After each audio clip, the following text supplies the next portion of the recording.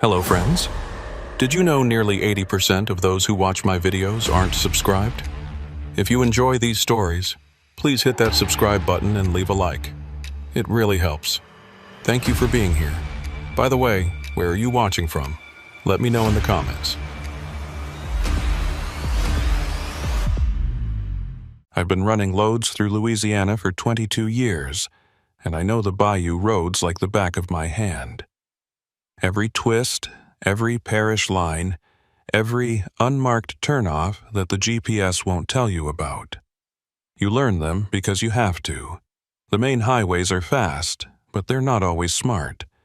When weather hits, when traffic backs up for miles, when you're running tight on hours, you take the parish roads, the back routes, the ones that cut through land so flat and wet it feels like the earth is barely holding itself together.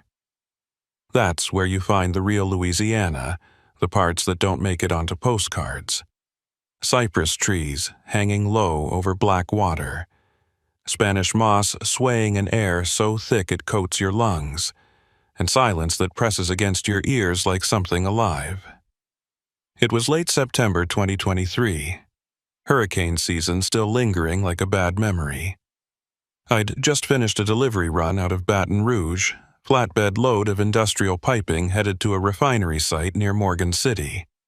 The return leg was supposed to be easy, empty trailer, lightweight, straight shot back up to Lafayette to grab my next load. But around 9:30 p.m., the sky started doing that thing it does before a serious storm rolls in. The air went still, too still, and the clouds began stacking up in layers, dark and bruised-looking, moving fast from the Gulf. My phone buzzed with a weather alert. Severe thunderstorm warning for Assumption Parish and surrounding areas.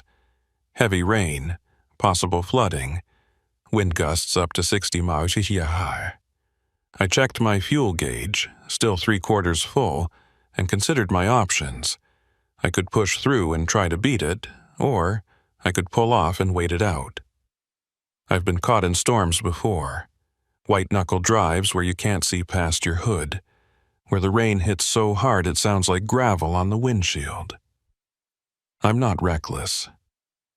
I pulled off at the next exit, a small parish road that would take me around the worst of it if I timed it right. The road was State Route 403, a narrow 2-lane that cuts through the heart of bayou country.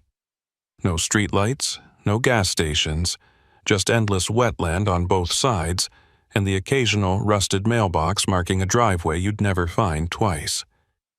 I'd driven it maybe a dozen times over the years, always in daylight, always with a load. Never like this, never empty, never at night with a storm breathing down my neck. The first drops hit my windshield around 9:45, fat and slow, the kind that warns you what's coming. Within 5 minutes, it was a downpour. Sheets of rain so thick my wipers could barely keep up, even on high. The road ahead disappeared into a gray wall of water, and I had to slow down to 30, then 20, just to stay on the asphalt. The ditches on either side were already filling, dark water creeping up toward the road like it was testing the edges, seeing how far it could go. I kept my hands tight on the wheel, eyes locked forward, watching for the reflective markers that were supposed to guide you but always seemed to vanish right when you needed them most. That's when I saw the barricade. 2 wooden sawhorses stretched across both lanes, orange and white stripes barely visible through the rain, and a metal sign wired to the center that read, "Road closed. Parish maintenance." I hit the brakes, felt the trailer shift slightly behind me as the rig slowed on the wet pavement. I sat there for a moment, engine idling, wipers slapping back and forth trying to make sense of it. There'd been no warning, no detour signs, nothing on the GPS about a closure. I leaned forward, squinting through the windshield. Beyond the barricade, the road looked fine. No construction equipment, no crews, no lights, just empty wet asphalt stretching into the dark. It didn't sit right. Maintenance doesn't close roads at night during a storm. They close them before the storm, or they wait until after. They sure as hell don't leave sawhorses out in the middle of nowhere with no crew, no cones, no nothing. I grabbed my phone to check for updates, but the signal was gone. One bar, no service, the screen just spinning uselessly. I cursed under my breath and tossed it onto the passenger seat. I could turn around, backtrack 15 miles to the main highway and lose an hour, maybe more if the roads were flooded. Or I could move the barricade, roll through, and hope it was just some lazy parish worker who forgot to pull the closure after a job. I'm not the kind of guy who breaks rules for fun, but I'm also not the kind who wastes time when there's no good reason. I put the rig in park, pulled my rain jacket over my head, and climbed down into the storm. The rain hit me like a fist, cold and relentless, soaking through my jeans in seconds. I jogged to the barricades, grabbed the first sawhorse and dragged it to the shoulder. It was heavier than it looked, waterlogged and awkward, and by the time I moved the second one, I was drenched and pissed off. I glanced down the road one more time, saw nothing, and jogged back to the cab. I shifted into gear and rolled forward slowly, eyes scanning the road for potholes, debris, anything that might explain the closure. The storm was getting worse. Wind picking up now, pushing against the trailer and making the whole rig sway slightly. The rain was coming sideways, hammering the driver's side window so hard I could barely hear myself think. I kept my speed low, 25 at most, watching the edges of the road where the water was rising fast, spilling over into the lane in places. And that's when I saw the lights. Not headlights, not the reflective glow of road markers, but work lights. Big portable ones, the kind you see at construction sites, set up in a wide half-circle just off the road about a quarter-mile ahead. They were bright, almost blinding against the rain, and they lit up a section of gravel clearing near the tree line. I slowed even more, confused. There were vehicles, 3 of them. 2 panel vans, dark-colored, windows tinted, and a pickup truck with mud flaps and a tool rack. All parked in a loose cluster, engines off, no one visible. And in the center of the clearing, stacked on wooden pallets and covered with tarps that flapped violently in the wind, were crates, dozens of them, unmarked, no logos, no shipping labels, just plain wood and black plastic wrap. I felt my guts tighten. This wasn't maintenance, this wasn't a breakdown, this was something else, something deliberate, something that didn't want to be seen.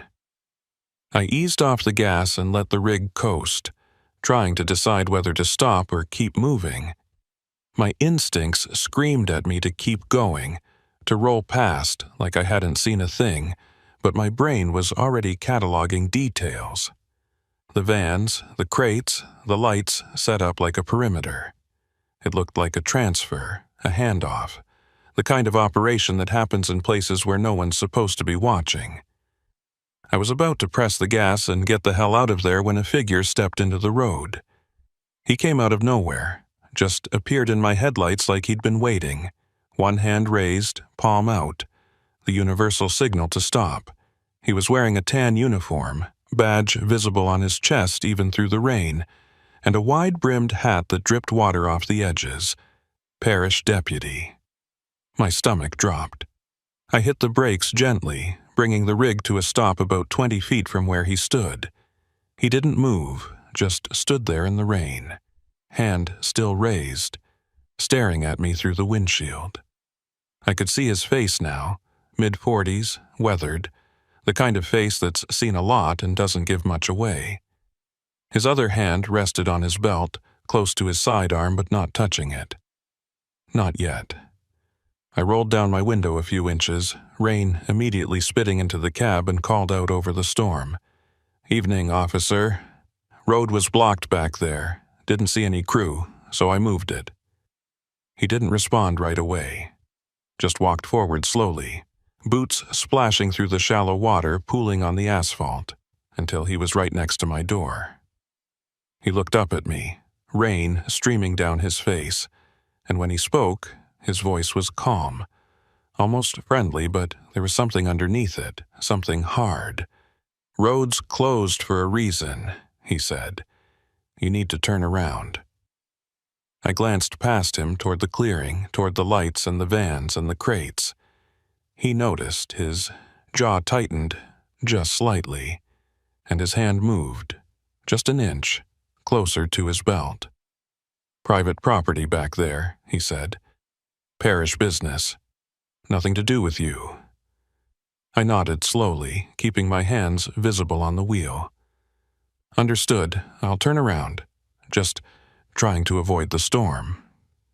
He stared at me for a long moment, eyes flicking to my trailer, to my cab, to the company logo on the door. Then he stepped back and pointed down the road, back the way I came. "Move those barricades back when you go. Don't want anyone else making the same mistake." I nodded again, said nothing, and started to roll up my window. But before I could, he leaned in close, just enough that I could see the rain dripping off the brim of his hat, and he said quietly, almost like he was doing me a favor, "You didn't see anything here tonight. You understand me?" It wasn't a question, it was an instruction. I met his eyes, held them for a second, and said, "Yes, sir." He stepped back, waved me off, and I put the rig in reverse, backing up slowly, carefully, until I had enough room to turn around. My hands were shaking, not from the cold, not from the rain, but from the weight of what I'd just seen and what I'd just been told to forget. I managed a clumsy three-point turn, the trailer swinging wide, almost clipping the ditch, and then I was heading back the way I came, the deputy's silhouette shrinking in my mirrors until the rain swallowed him completely. I didn't stop, I didn't slow down, I just drove. Heart pounding, mind racing, trying to make sense of what the hell I'd just stumbled into. By the time I reached the barricades, I was drenched in sweat despite the cold. I climbed out, dragged the sawhorses back into place, and got back in the cab without looking back. I drove 15 miles in silence. No radio, no phone, just the sound of the rain and the hum of the engine. When I finally hit the main highway, I pulled into the first truck stop I could find, a grimy little place with flickering neon and a half-empty lot. I parked, killed the engine, and sat there in the dark, staring at nothing. My phone buzzed. Signal was back. I checked it, hands still trembling. No messages, no alerts, just the weather warning still flashing. I should have called someone. Dispatch, maybe, or the state police. But I didn't. Because that deputy's voice was still in my head. "You didn't see anything here tonight." And the way he'd said it, the way his hand had hovered near his gun, told me that forgetting wasn't a suggestion. It was a warning. I didn't sleep that night, just sat in the cab, door locked, windows up, watching the storm batter the parking lot and trying to convince myself I'd done the right thing by driving away. But deep down, I knew I hadn't. I'd seen something I wasn't supposed to see, and now I had to decide whether to stay quiet or risk finding out what happens to people who don't. The storm didn't let up until nearly 3 in the morning. I sat in that truck stop parking lot, engine idling to keep the heat running, watching the rain hammer against the windshield and trying to make sense of what I'd driven into. Every time I closed my eyes, I saw those crates stacked under the work lights. The way the tarps snapped in the wind, the deliberate setup of it all. And I kept seeing that deputy's face, the way he'd looked at me when he said I didn't see anything. Like he was giving me a gift and a threat all at once. My phone sat on the dash, screen dark, and I must have picked it up a dozen times, finger hovering over the dial pad, trying to decide who to call. But every time I put it back down, because the truth was I didn't know what I'd seen. Crates in a clearing? Could be anything. Parish deputy doing his job? Nothing illegal about that.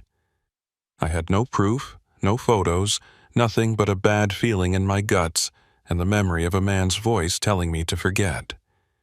By sunrise, the rain had stopped completely, leaving everything soaked and steaming in the early light. The air smelled like wet dirt and gasoline, and the parking lot was dotted with puddles that reflected the gray sky.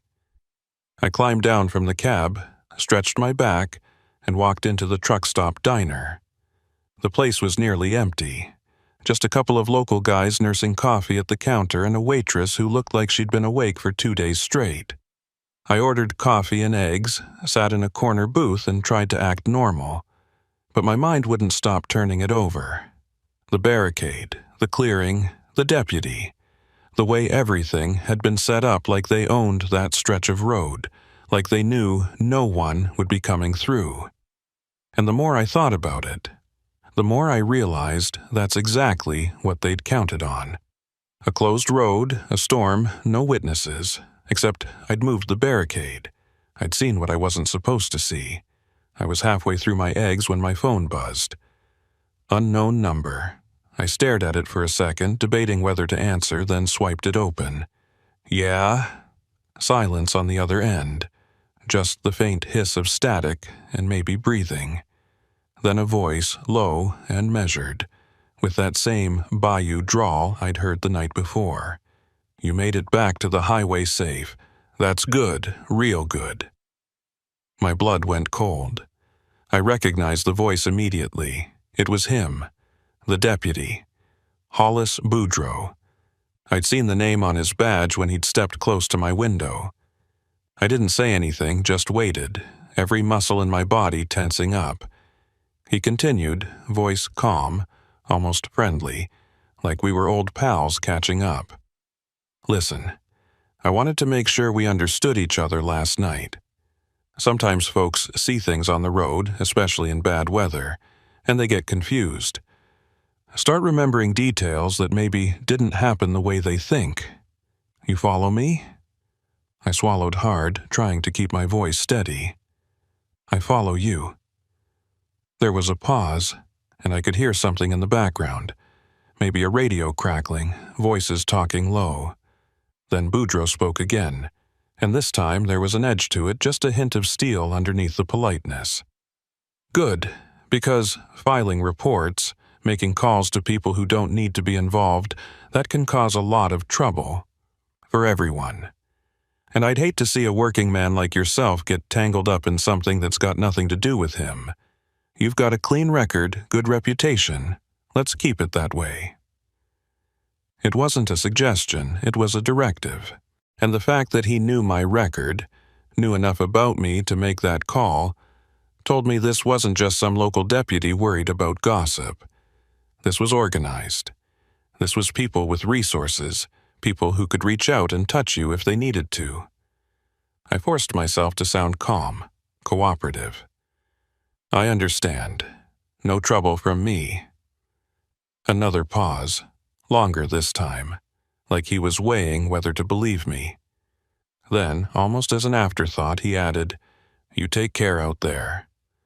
Roads can be dangerous, especially for folks who don't know when to mind their own business. The line went dead. I sat there staring at the phone, hand trembling slightly, the diner suddenly feeling too small, too exposed. He'd called me. Less than 12 hours after I'd driven away, he'd tracked me down and made sure I knew the score. That meant they had my plate number, probably ran it through the system, got my name, my phone number, maybe even my home address. I wasn't anonymous anymore. I was on their radar, and the message was clear. Stay quiet, or things get complicated. I paid for my breakfast in cash, walked back to the truck, and sat in the cab for a long time just staring at the steering wheel. Part of me wanted to call the state police, tell them everything, hand it off to someone with more authority, and let them deal with it. But the other part, the part that had been driving these roads for 22 years, the part that knew how things worked in the deep parishes, that part told me I'd be wasting my time. Because if Hollis Boudreau had the reach to get my number that fast, if he had the confidence to call me directly and make threats, then he wasn't working alone. And whoever he was working with had enough pull to make sure that any report I filed would disappear into a drawer somewhere, forgotten, buried under paperwork and jurisdictional red tape. I'd seen it before, different situation, same outcome. In places like this, the law doesn't always work the way it's supposed to. Sometimes it works for whoever's got the deepest pockets or the oldest connections. I started the engine and pulled out of the parking lot, heading north toward Lafayette to pick up my next load.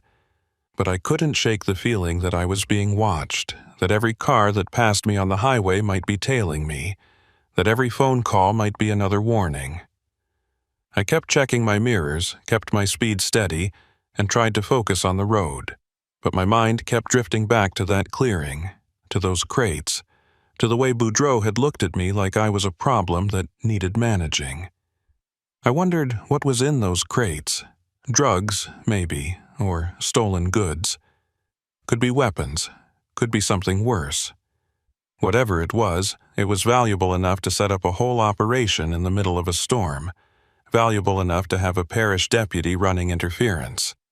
And now I knew about it, which made me a liability. By the time I reached Lafayette, it was mid-morning and the sun was out, burning off the last of the clouds.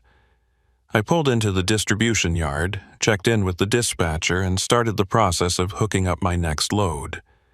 Everything felt normal, routine, like the night before had been some kind of fever dream. But it wasn't, I knew that.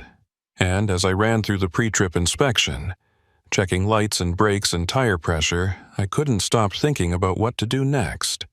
I could keep my head down, run my routes, and hope they forgot about me.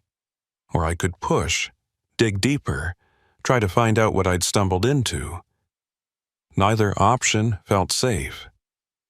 The first one left me vulnerable, always looking over my shoulder, always wondering if they'd decide I was too much of a risk. The second one put me directly in their crosshairs. Either way, I was trapped.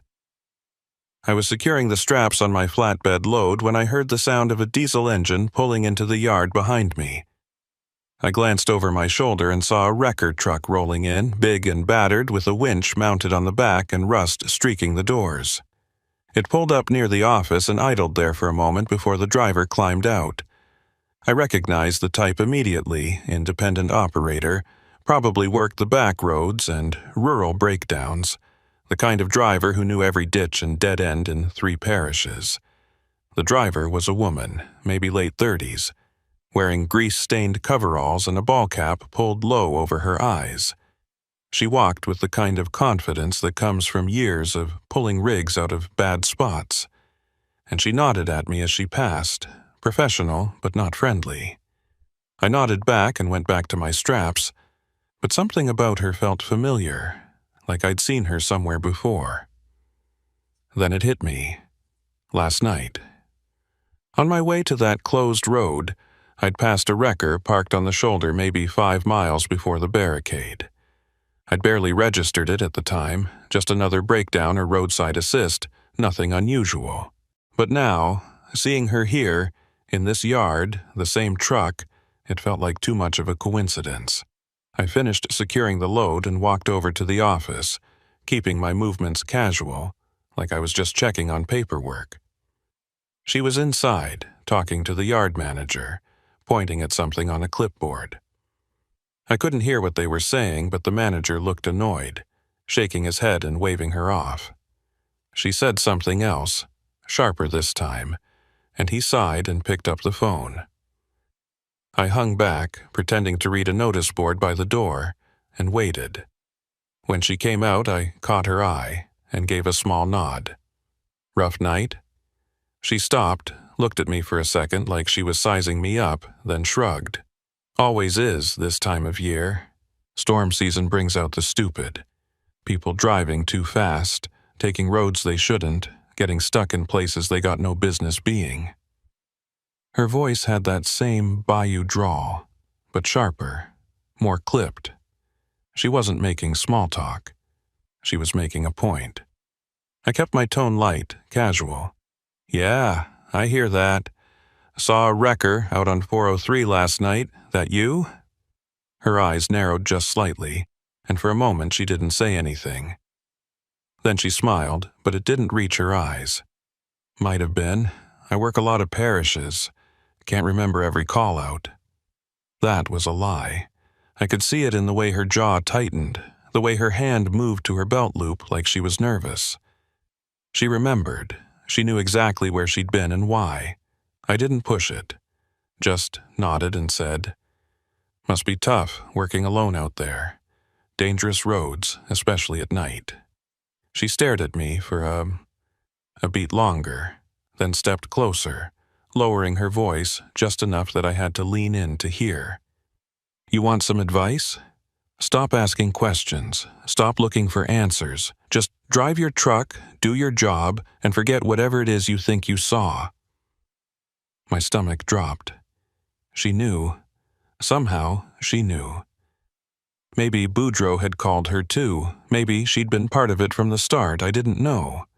But the fact that she was here, now, warning me off, told me that whatever I'd stumbled into was bigger than I thought. Before I could respond, she turned and walked back to her wrecker, climbed in, and pulled out of the yard without looking back. I stood there in the heat, sweat beading on my forehead, trying to process what had just happened.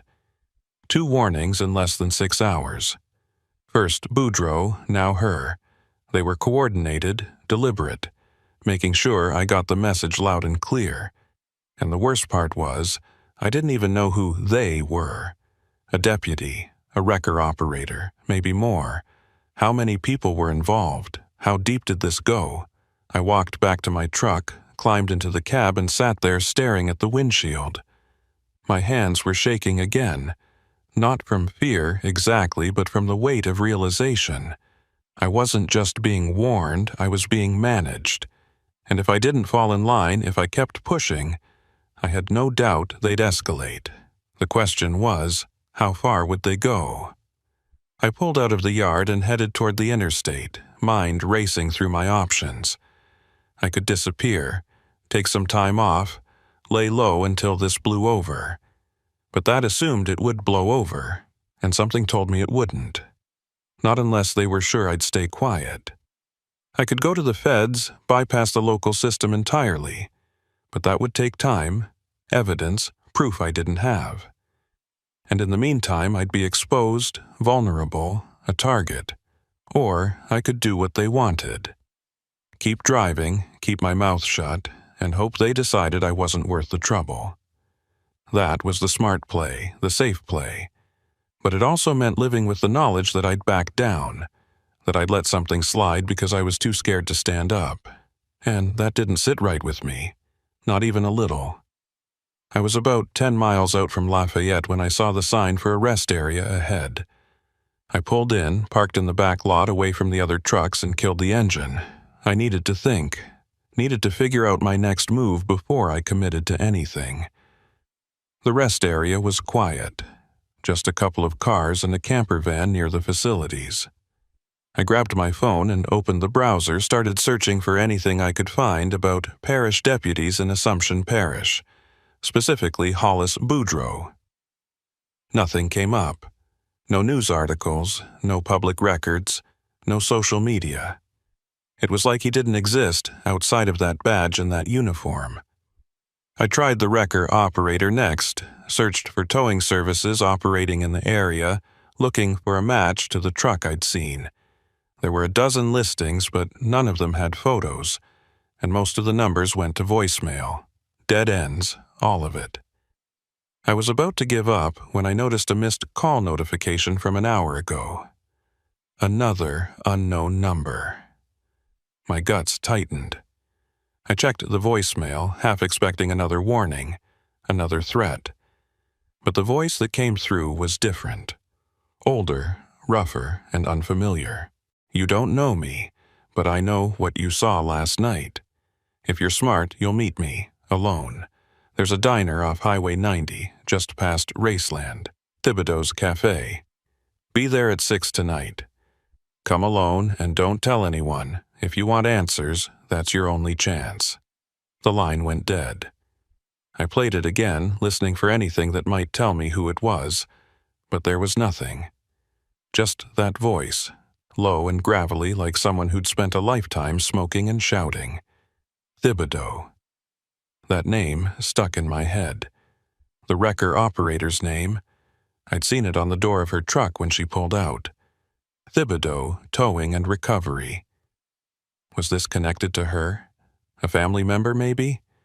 Or was it just another coincidence in a string of them that were starting to feel anything but random? I sat there for a long time, weighing the risk.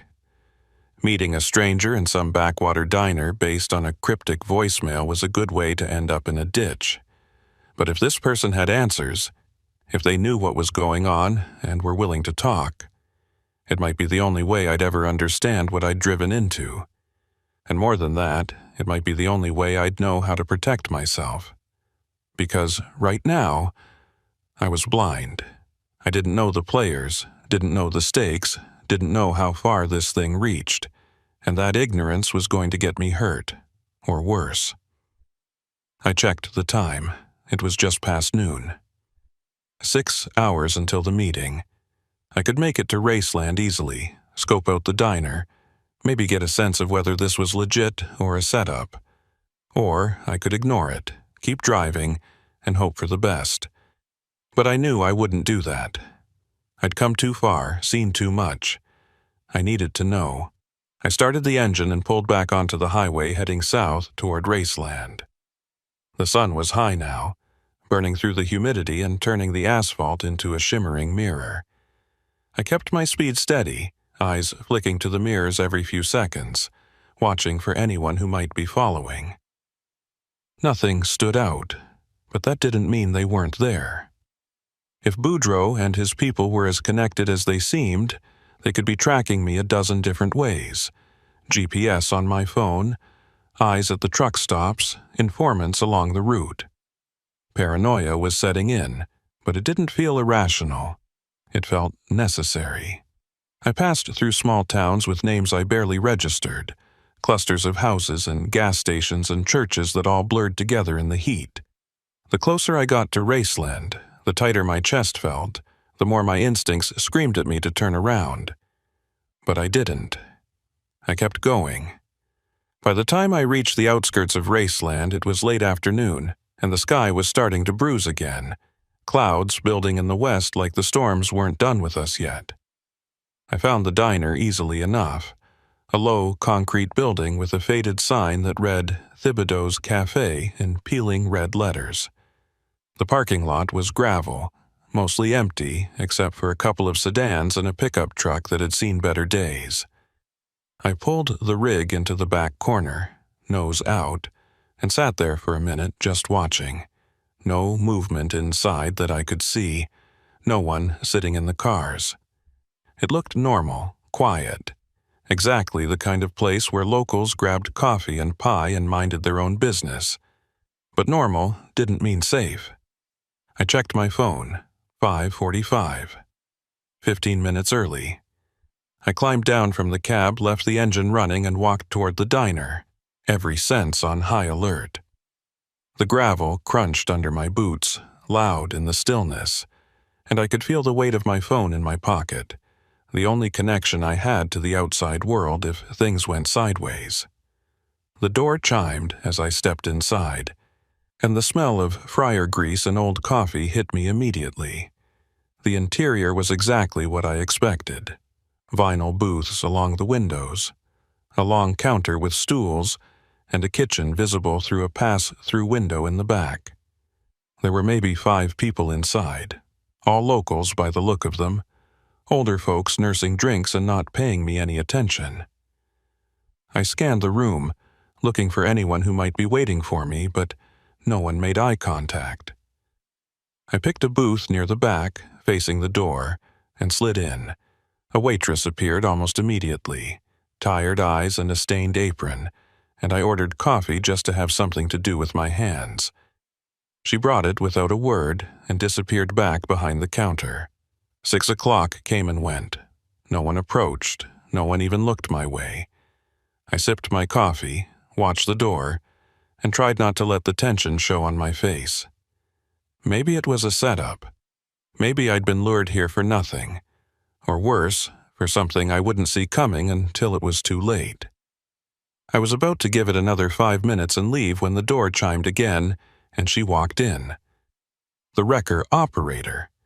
Same coveralls, same ball cap, but this time her expression was different. Not guarded or hostile, but tired, worn down.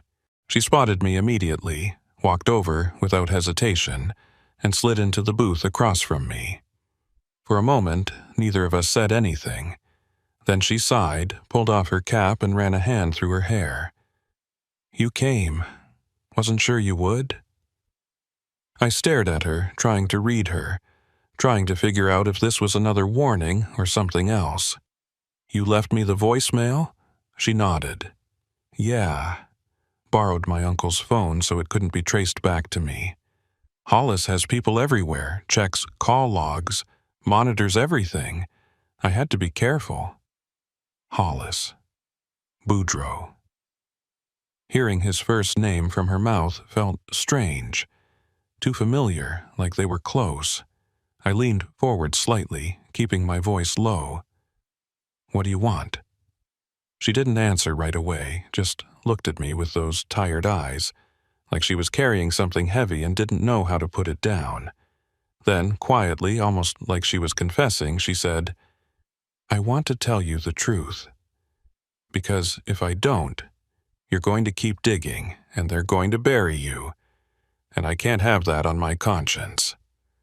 I stared at Inez Thibodeau across the table, trying to read whether this was genuine or just another layer of the game they were playing.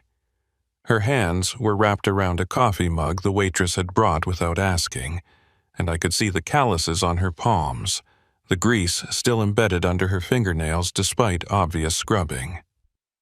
These were working hands, hands that had spent years pulling chains and operating winches in conditions most people would never endure. But that didn't mean I could trust her. In my experience, the people who look the most honest are often the ones running the longest cons. Still, there was something in her eyes, something raw and exhausted, that made me lean in instead of walking out. "Why now?" I asked, keeping my voice low.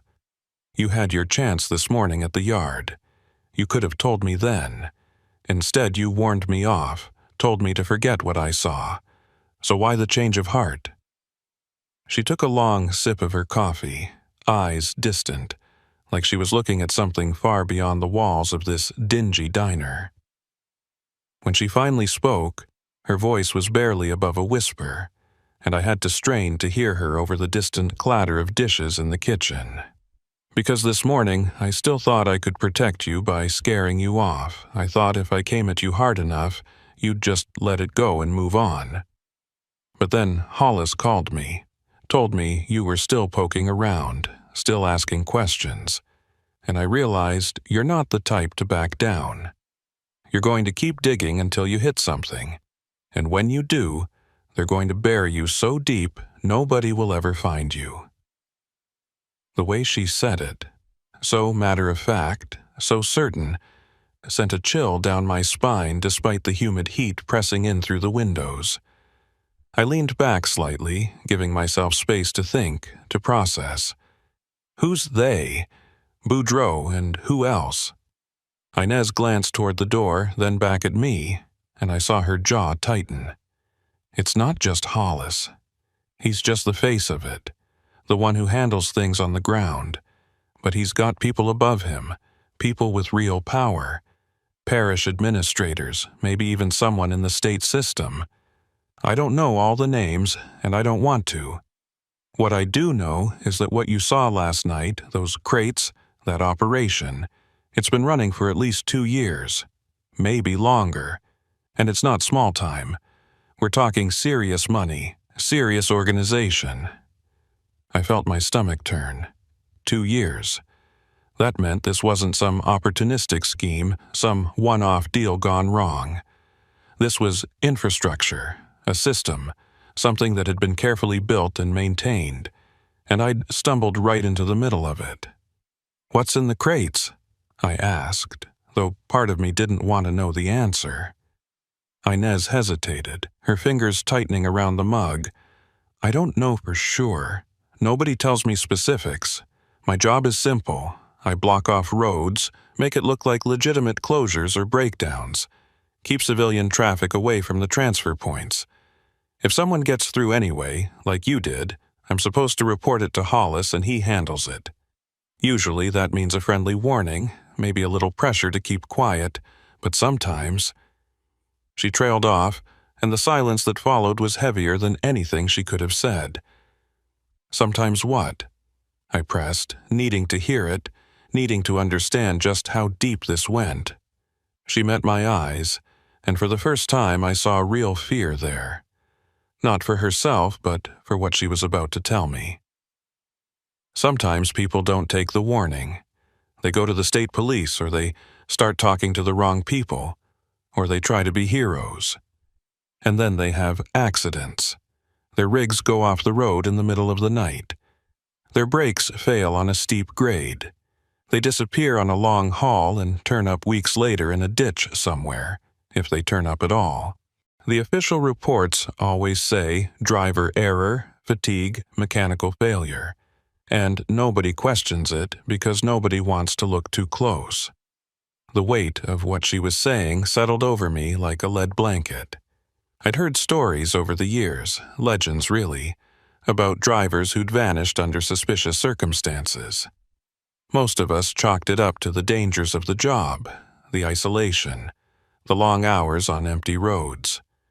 But now I was hearing that at least some of those disappearances weren't accidents. They were eliminations, clean and efficient, designed to look like the hazards that came with the territory. "How many?" I asked, my voice rougher than I intended. Inez shook her head. "I don't know. I don't keep count. But enough that when Hollis tells you to forget something, you forget it. Because the alternative is being another statistic, another name on a memorial wall at some truck stop, another cautionary tale about staying alert on the road." I sat back, mind racing, trying to fit all the pieces together.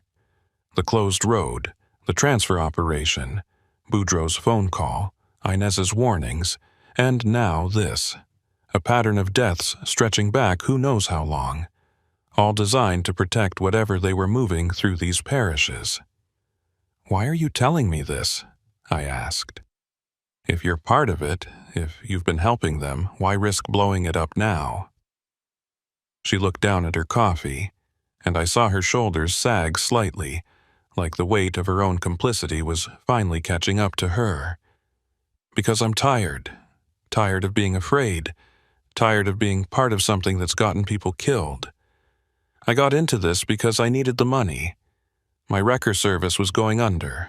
I was behind on everything, and Hollis offered me a way out. Easy work, he said. Just block roads during transfers, keep people away, and I'd get paid more in a month than I'd make in 6 doing legitimate calls. I told myself it was harmless, that I was just a lookout, that whatever they were moving wasn't my problem." She paused, swallowing hard, and I could see the regret etched into every line of her face. But then I started hearing things. Stories about drivers who'd seen too much, who'd asked too many questions. And I realized I wasn't just blocking roads. I was helping them hunt people. Every time I set up a barricade, every time I called Hollis to report someone, I was putting a target on their back. And I can't do it anymore. I won't. So I'm telling you everything I know. And then I'm done. I'm out. I don't care what happens to me after this. I just need you to understand what you're up against so you can make the right call. I studied her for a long moment, looking for any sign of deception, any hint that this was just another manipulation. But all I saw was exhaustion and guilt, the kind that comes from carrying a secret too heavy for too long. I wanted to believe her. I needed to believe her, because if she was telling the truth, then I finally had a chance to understand the threat, to know what I was dealing with. But if she was lying, if this was all part of some elaborate setup, then I was walking straight into a trap. "What do you want from me?" I asked finally. "Why not just disappear? Why bring me into it?" Inez looked me straight in the eye, and when she spoke, her voice was steady, resolved. "Because you're already in it. The moment you moved that barricade, the moment Hollis saw your face, you became part of this whether you wanted to or not. And I figure you deserve a fighting chance. You deserve to know what's coming so you can decide how to handle it." I nodded slowly, accepting that. "All right, so tell me. What exactly am I up against? Who are these people? And what are they moving?" Inez glanced around the diner again, making sure no one was paying attention to us, then leaned in closer, her voice dropping even lower. "The operation runs out of several parishes, Assumption, Terrebonne, Lafourche. They use the backroads, the bayou routes that most people don't even know exist, to move product from the Gulf up to distribution points inland. The crates you saw, they're usually packed with high-grade narcotics. Cocaine, fentanyl, sometimes both. It comes in on fishing boats, gets transferred to trucks at isolated docks or clearings, then moves north through the state. The whole thing is protected by a network of local officials, deputies like Hollis, maybe a judge or two, definitely some parish administrators who make sure inspections don't happen and paperwork disappears." My mouth went dry. Drugs. Of course it was drugs. The Gulf Coast had always been a corridor for smuggling, everyone knew that. But I'd assumed it was mostly small-time operations, independent crews running modest loads and hoping to avoid detection. What Inez was describing was something else entirely. A coordinated network with official protection, moving serious weight through the heart of Louisiana. "How much are we talking about?" I asked. She shrugged. "I don't know exact numbers, but based on the size of the transfers I've helped cover, we're talking millions of dollars in product moving through every month, maybe more. And it's been running smooth for years because they've got the system locked down. They know which roads to use, which officials to pay off, and how to make problems disappear. It's bulletproof, or it was until you came along." I felt a surge of anger rising in my chest, anger at the corruption, at the arrogance of these people who thought they could operate with impunity, at my own bad luck for being in the wrong place at the wrong time. But beneath the anger was something else, fear. Because Inez was right. I was a problem now, a loose end that needed tying off, and if they were willing to kill drivers to protect their operation, they wouldn't hesitate to do the same to me. "What's Hollis's role in all this?" I asked. "Is he just muscle or is he higher up the chain?" Inez shook her head. "Hollis is middle management. He doesn't make the big decisions, but he's trusted. He coordinates the ground-level stuff, makes sure transfers go smoothly, deals with witnesses, handles enforcement when things go wrong. He's got a mean streak, too. I've seen him work. He doesn't lose his temper, doesn't make mistakes.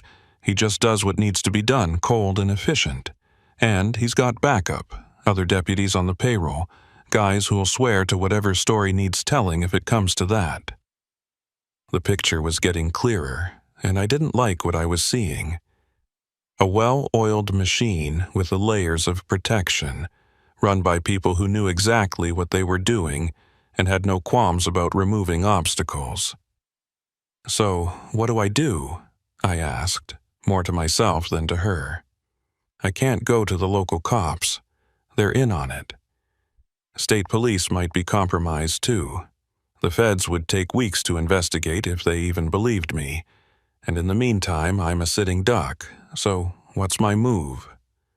Inez hesitated, then reached into her pocket and pulled out a small flip phone, the kind you buy at a gas station with prepaid minutes. She slid it across the table toward me. "This is clean. No GPS, no contract, no way to trace it back to either of us. There's one number programmed in. It's a contact I have, someone who's been trying to build a case against this network for years, but hasn't had enough evidence to move forward. He's legit, Works out of the New Orleans field office for a federal task force. If you call him, tell him everything. He might be able to protect you. Might, but it's your best shot."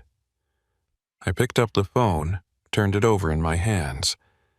It felt too small, too insignificant to be a lifeline, but it was more than I'd had 5 minutes ago. "Why don't you call him yourself?" I asked.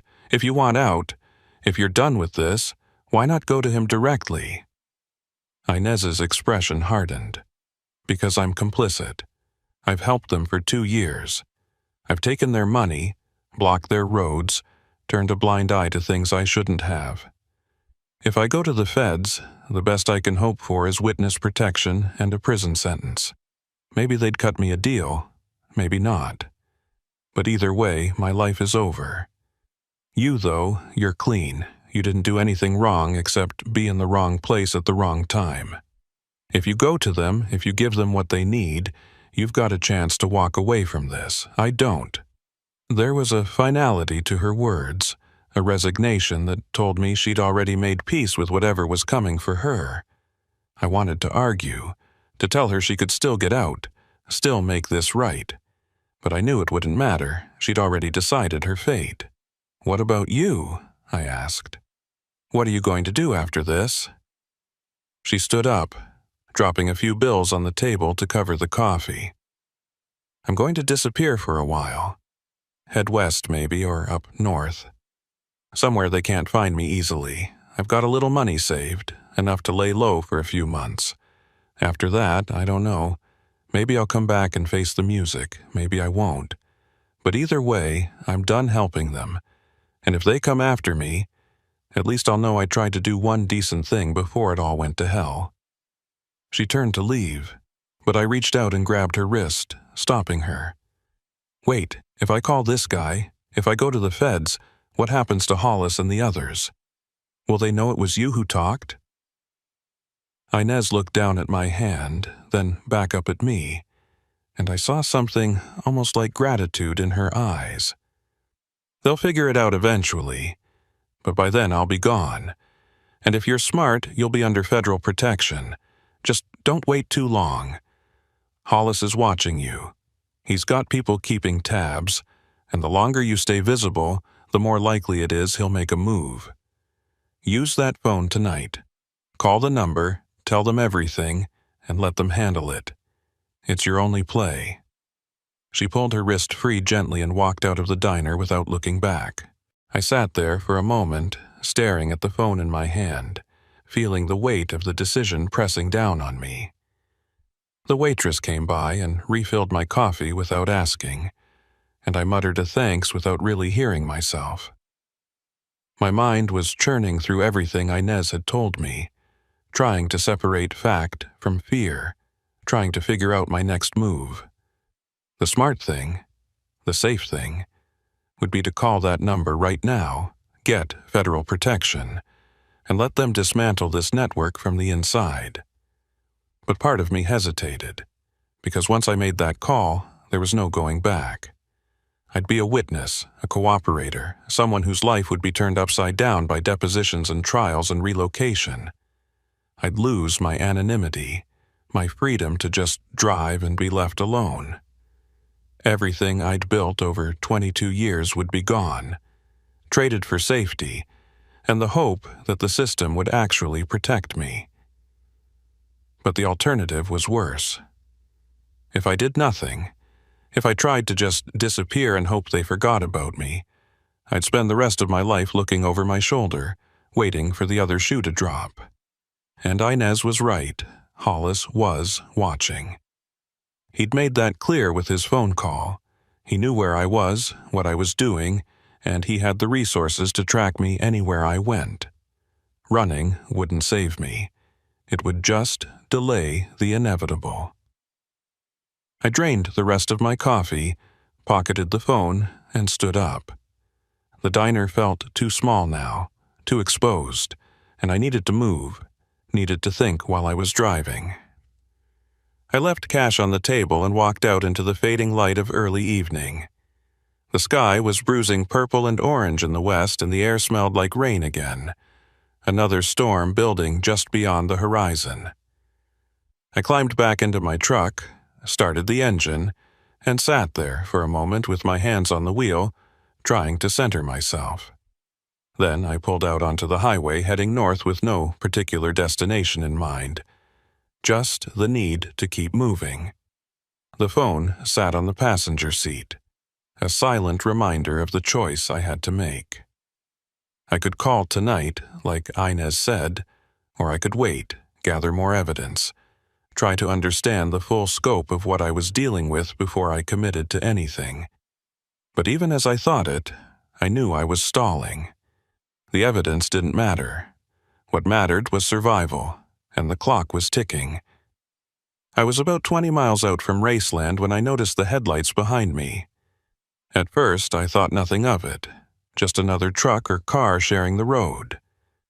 But as the minutes ticked by, the vehicle stayed exactly the same distance back, matching my speed, never trying to pass. I changed lanes, it changed lanes. I sped up slightly. It sped up, I slowed down. It slowed down. My heart started pounding. I grabbed the phone, almost called the number right then and there, but forced myself to stay calm. It could be nothing. Could be someone headed the same direction. Could be coincidence. But my instincts were screaming otherwise. I took the next exit without signaling. A sudden sharp turn that would catch any tail off guard. The vehicle behind me followed. No more doubts. I was being tailed. I pushed the accelerator, feeling the rig surge forward as I wound through the empty streets of a small town I didn't recognize. The headlights stayed with me, closer now, more aggressive. I could see it in my mirrors, a dark SUV with tinted windows, and my blood ran cold. This wasn't Hollis. He would have pulled me over by now, used his badge and authority. This was someone else, someone without the need for pretense. I ran a red light, blew through a stop sign, anything to create distance. The SUV matched every move, relentless and precise. I reached for my CB radio, thought about calling for help, but who would I call? The local sheriff? The state police? Anyone I contacted could be part of the network, could be working with whoever was in that SUV. I was on my own. I had to lose them or outrun them, and neither option seemed possible in a fully loaded rig on unfamiliar roads. I took another turn, this one onto a narrow access road that led toward an industrial area, chain-link fences and dark warehouses lining both sides. Bad choice. The road dead-ended at a locked gate, and I had nowhere to go. I slammed on the brakes, threw the rig into reverse, but the SUV had already blocked the exit, pulling sideways across the road. I was boxed in. I grabbed the phone, my hands shaking so badly I almost dropped it, and pulled up the programmed number. Before I could hit call, the driver's side door of the SUV opened, and a figure stepped out. Tall, broad-shouldered, face hidden in shadow. He didn't rush, didn't shout, just walked toward my truck with the calm confidence of someone who knew I had nowhere to run. I locked the doors, pointless as it was, and held the phone up, finger hovering over the call button. If this was it, if this was how it ended, at least I could make the call, leave a record, give the feds something to work with. The figure stopped just outside my window, close enough that I could see his face now in the dim glow of the dashboard lights. It wasn't Hollis Boudreaux. It was someone I'd never seen before, younger, maybe early 30s, with cold eyes that reflected no emotion. He tapped on the window with one knuckle, a slow, deliberate rhythm, and gestured for me to roll it down. I didn't move. He tapped again, harder this time, and then he spoke, voice muffled but clear enough. "We need to talk. Turn off the engine and step out. Nobody has to get hurt." I didn't believe him, not for a second, but I also knew I was out of options. The phone was still in my hand, and I made a split-second decision.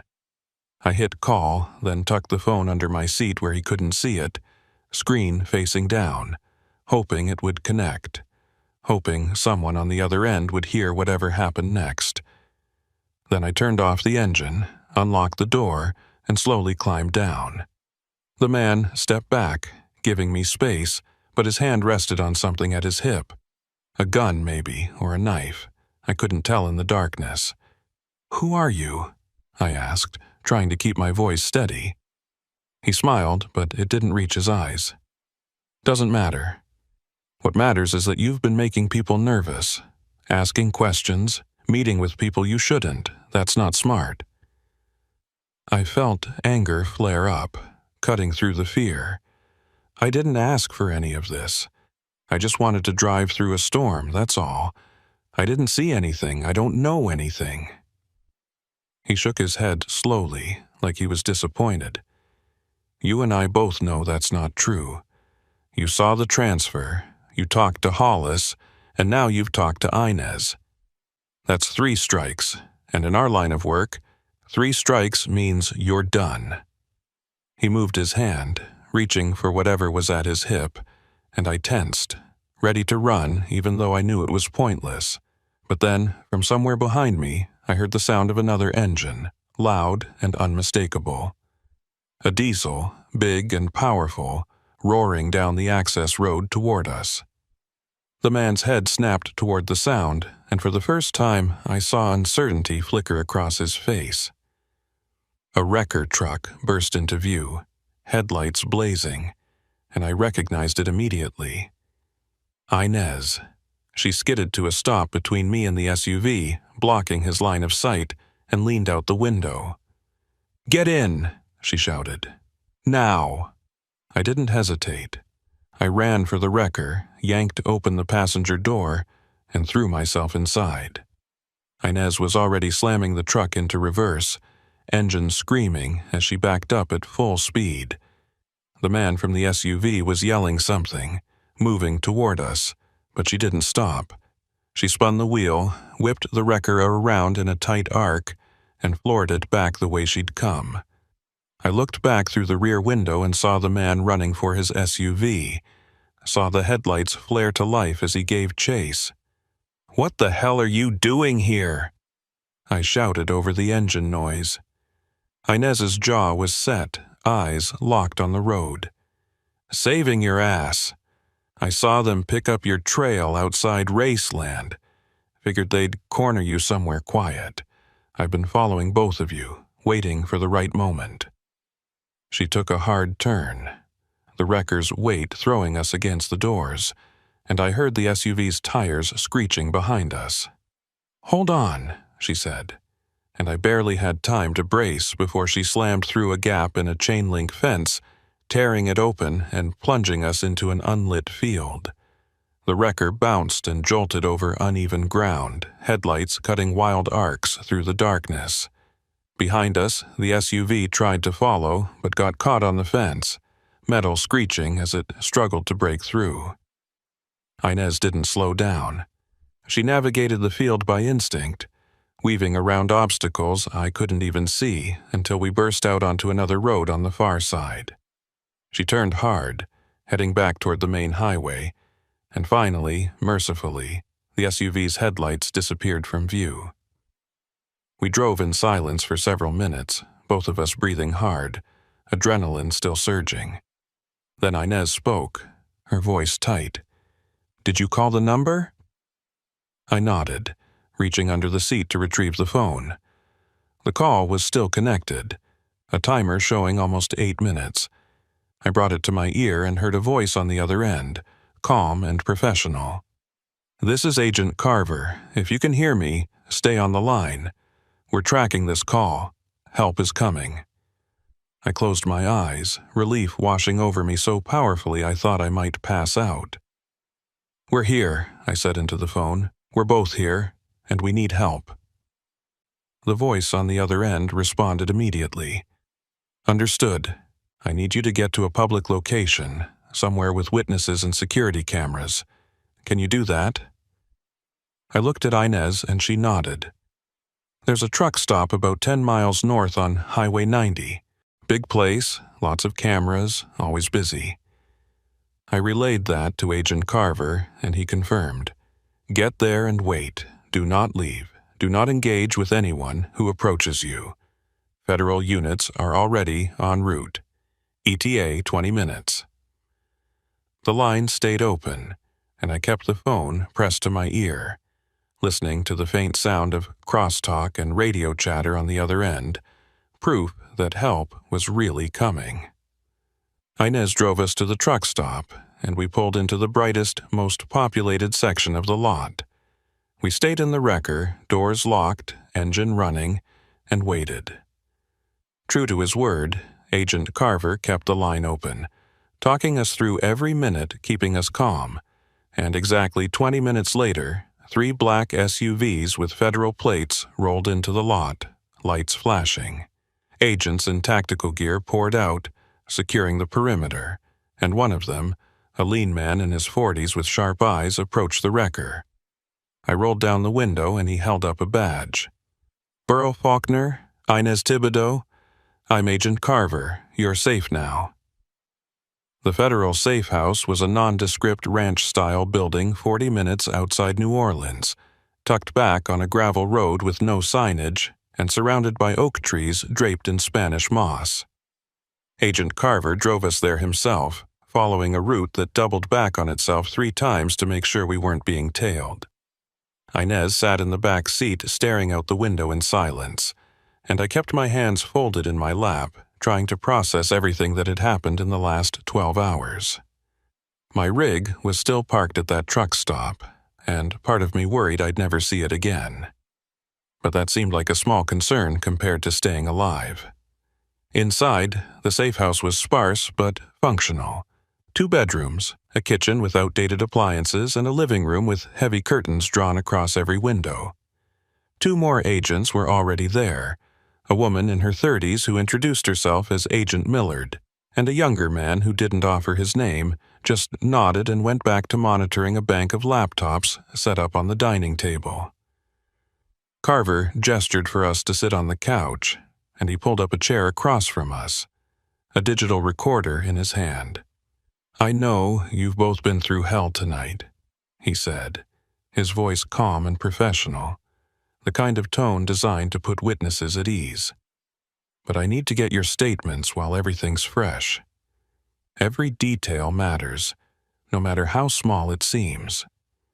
We've been trying to build a case against this network for 3 years, and what you've given us tonight might finally be enough to move forward." Inez spoke first, her voice flat and exhausted, and she laid it all out. The names she knew, the routes they used, the transfers she'd helped facilitate.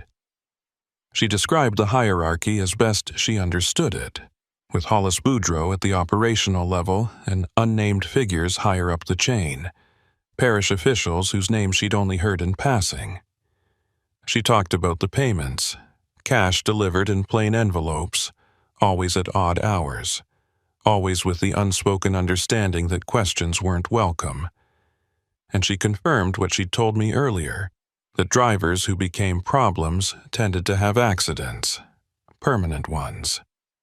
Carver listened without interrupting, occasionally making notes, his expression growing darker with each revelation.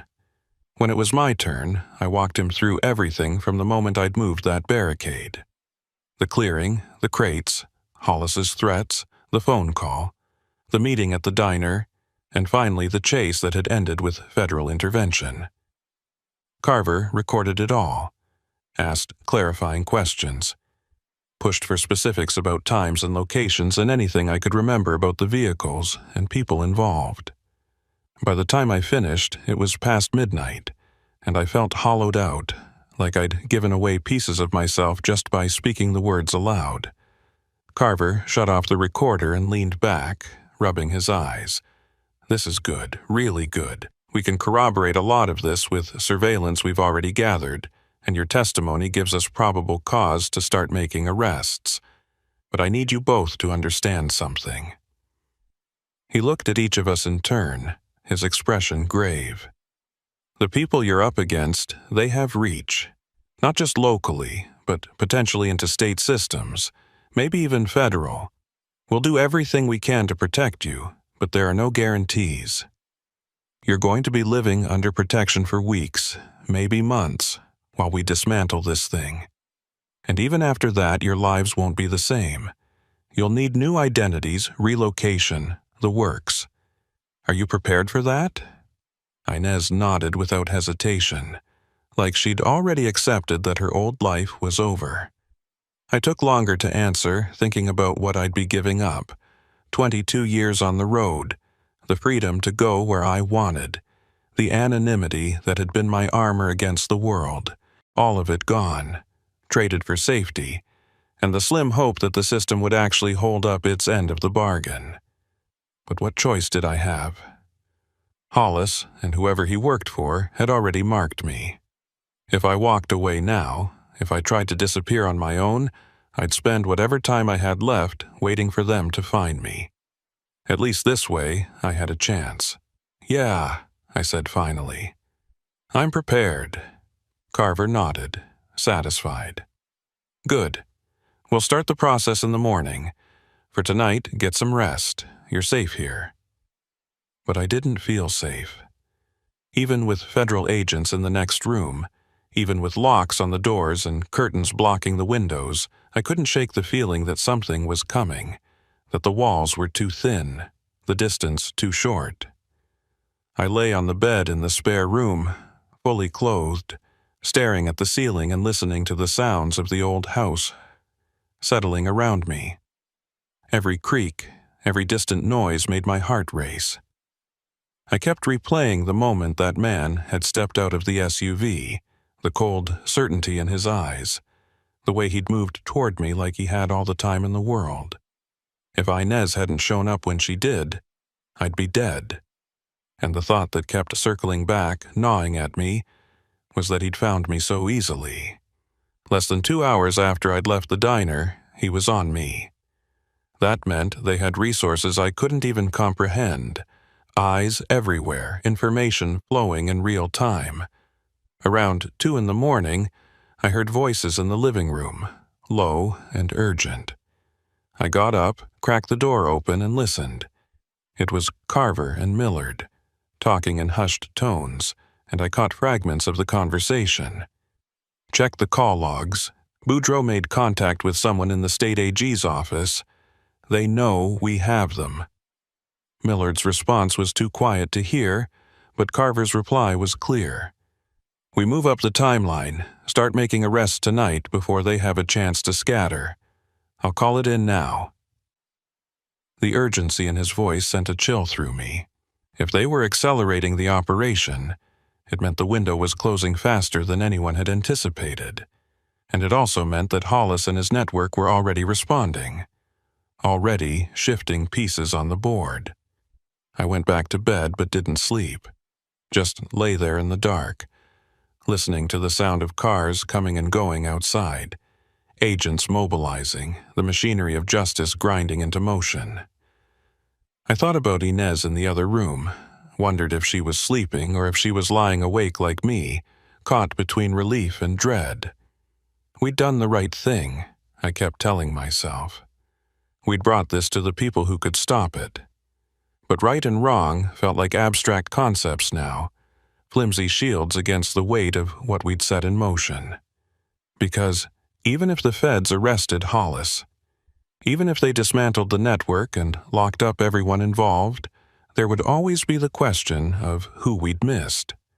The names Inez didn't know, the connections that ran deeper than anyone realized, and those people, whoever they were, wouldn't forget. Morning came slowly, gray light filtering through the curtains, and with it came the sound of activity in the house. I got up, splashed water on my face in the small bathroom, and walked out to the living room. Carver was there, looking like he hadn't slept at all, phone pressed to his ear and a laptop open in front of him. He ended the call when he saw me and gestured for me to sit. "We made the first arrests an hour ago," he said. "Hollis Boudreaux was taken into custody at his home. No resistance. We also picked up 3 other deputies and 2 parish administrators. They're being processed now." I felt a flicker of something, relief maybe, or vindication. But it was muted, dulled by exhaustion and the knowledge that this was just the beginning. "What about the people higher up?" I asked. "The ones Inez didn't know about?" Carver's expression tightened. "We're working on it. Hollis isn't talking yet, but he will. They always do once they realize how deep the charges go. Conspiracy, trafficking, accessory to murder. He's looking at life without parole, and that's a strong motivator to cooperate. We'll get the rest of them." I wanted to believe him. I wanted to trust that the system would work, that justice would be served. But I'd seen too much, heard too much to take it on faith. "What about us?" I asked. "What happens to me and Inez now?" Carver leaned back, rubbing the bridge of his nose. "You'll stay here until we finish debriefing. Another few days at least. After that, witness protection protocols kick in. New names, new locations, new lives. It's not ideal, but it's the best option we have. The people you're testifying against, they have long memories and deep pockets. Even with them behind bars, there's always the risk of retaliation from associates we haven't identified yet. So, we relocate you, give you the tools to start over, and monitor the situation." I nodded, accepting it because I had no other choice. But the thought of starting over, of walking away from everything I'd built, everything I knew, felt like a kind of death. A necessary one, maybe, but a death nonetheless. "Can I ask you something?" I said. Carver gestured for me to go ahead. "The driver accidents Inez mentioned, the ones that were really murders, how many were there?" He hesitated, and I could see him weighing how much to tell me. Finally, he sighed. "We've identified 7 cases over the past 3 years that fit the pattern. Staged accidents, mechanical failures, drivers disappearing on remote routes. There might be more, cases we haven't connected yet, but 7 that we're confident were homicides. 7 people who'd seen something they shouldn't have, asked the wrong questions, refused to stay quiet, and they'd paid for it with their lives. I thought about how close I'd come to being number 8, how easily I could have ended up as just another name on a memorial wall, another cautionary tale about the dangers of the road. "Did any of them have families?" I asked, not sure why it mattered, but needing to know. Carver nodded slowly. "Most of them did. We've been working with the families, trying to give them closure, but it's complicated. Hard to tell someone their loved one was murdered when the official record says accident. But yeah, they had people who cared about them, people who deserved to know the truth." The weight of that settled over me, and I felt a surge of anger, not just for myself, but for those 7 drivers and their families, for everyone who'd been caught in the machinery of this network and ground down because a few corrupt officials decided Wush's cited profit was worth more than human lives. I stood up, needing to move, to do something with the energy building inside me. "I want to testify," I said, "not just in a deposition or a closed hearing. I want to stand in front of a jury and tell them everything. I want Hollis and everyone else involved to hear it, to know that what they did didn't stay buried." Carver studied me for a moment, then nodded. "We'll make that happen. When the time comes, you'll have your chance." The next few days blurred together. More debriefings, more questions, agents coming and going with updates on the arrests and the expanding investigation. Inez and I spent most of our time in separate rooms, each of us processing what had happened in our own way. Occasionally we'd cross paths in the kitchen or the hallway, exchange a few words, but there wasn't much to say. We'd survived, and that was enough for now. On the 4th day, Carver pulled me aside and told me they were ready to move us to the next phase. Temporary housing in different cities, far from Louisiana, while the prosecution built its case. I'd be assigned a handler, someone who'd check in regularly and help me navigate the transition. It all sounded clinical, efficient, like I was a piece of evidence being moved into storage. The night before we were supposed to leave, I couldn't sleep again. I sat in the dark living room staring at nothing when Inez appeared in the doorway. She looked as worn out as I felt, shadows under her eyes and her hair pulled back in a messy knot. She sat down on the other end of the couch, and for a while neither of us spoke. Then, quietly, she said, "Do you think it was worth it?" I turned to look at her, trying to read her expression in the dim light. "What do you mean?" She gestured vaguely, encompassing everything. All of this. The running, the fear, giving up our lives. "Do you think it'll actually change anything? Or are we just fooling ourselves?" I thought about it. Really thought about it. And the honest answer was, I didn't know. The arrests were real, the evidence was solid, and the feds seemed committed to seeing it through. But I also knew that systems like the one we'd exposed didn't just disappear. They adapted, found new routes, new people, new ways to operate. Cutting off one head didn't kill the beast. It just made it more cautious. "I think," I said slowly, "that we did the only thing we could. Maybe it changes everything. Maybe it doesn't.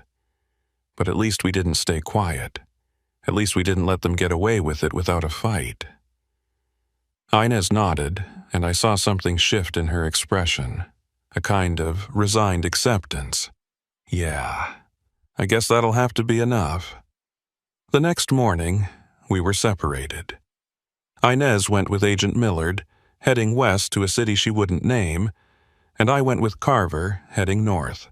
We didn't say goodbye, just a brief nod as we climbed into separate vehicles, an acknowledgement of what we'd been through, and the understanding that we'd probably never see each other again. The safe house disappeared in the rearview mirror, and with it the last physical connection to everything that had happened. Carver drove in silence for a while, letting me sit with my thoughts, and eventually we hit the interstate, blending into the flow of traffic like we were just another car going somewhere ordinary. "There's something you should know," Carver said after about an hour. I looked at him, already bracing for bad news. "We got word this morning that Hollis Boudreau made bail." My blood ran cold. "What? How is that possible? You said he was looking at life without parole." Carver's jaw tightened. Someone high up pulled strings. We're not sure who yet, but his bail was posted by a law firm out of Baton Rouge, one with connections to state government.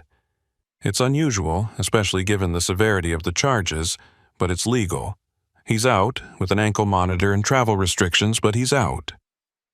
I felt the ground shift beneath me. The fragile sense of security I'd been building shattered in an instant. So, he's free. He knows I testified, he knows where this is going, and he's free. Carver glanced at me, and I could see the frustration in his eyes. He doesn't know where you are, and he won't. The protection protocols are solid, but yes, it complicates things. We're pushing for the trial to be expedited, trying to get him back in custody on additional charges, but it's going to take time. Time. The one thing I didn't feel like I had. Because if Hollis was out, if he had access to resources and information, then no amount of distance or new identity would make me truly safe. He'd proven how far his reach extended, how quickly he could mobilize. And now he had motivation, a personal stake in making sure I never made it to that witness stand. We drove for another 3 hours, stopping only once for gas, and eventually pulled up to a small apartment complex in a mid-sized city I'd never been to before. Carver handed me a folder with my new identity, a driver's license, social security card, and a bank account with enough money to get me started. "Your name is Thomas Landry now," he said. "You've got a job lined up at a logistics company, basic warehouse work. Nothing that'll draw attention. Your handler will check in twice a week, and if you need anything, there's a number in the folder. Don't use your old phone. Don't contact anyone from your past. and don't deviate from the routine we've set up. The more invisible you are, the safer you'll be." I took the folder, feeling the weight of the new name, the new life. Thomas Landry. It sounded wrong, foreign, like a costume that didn't fit.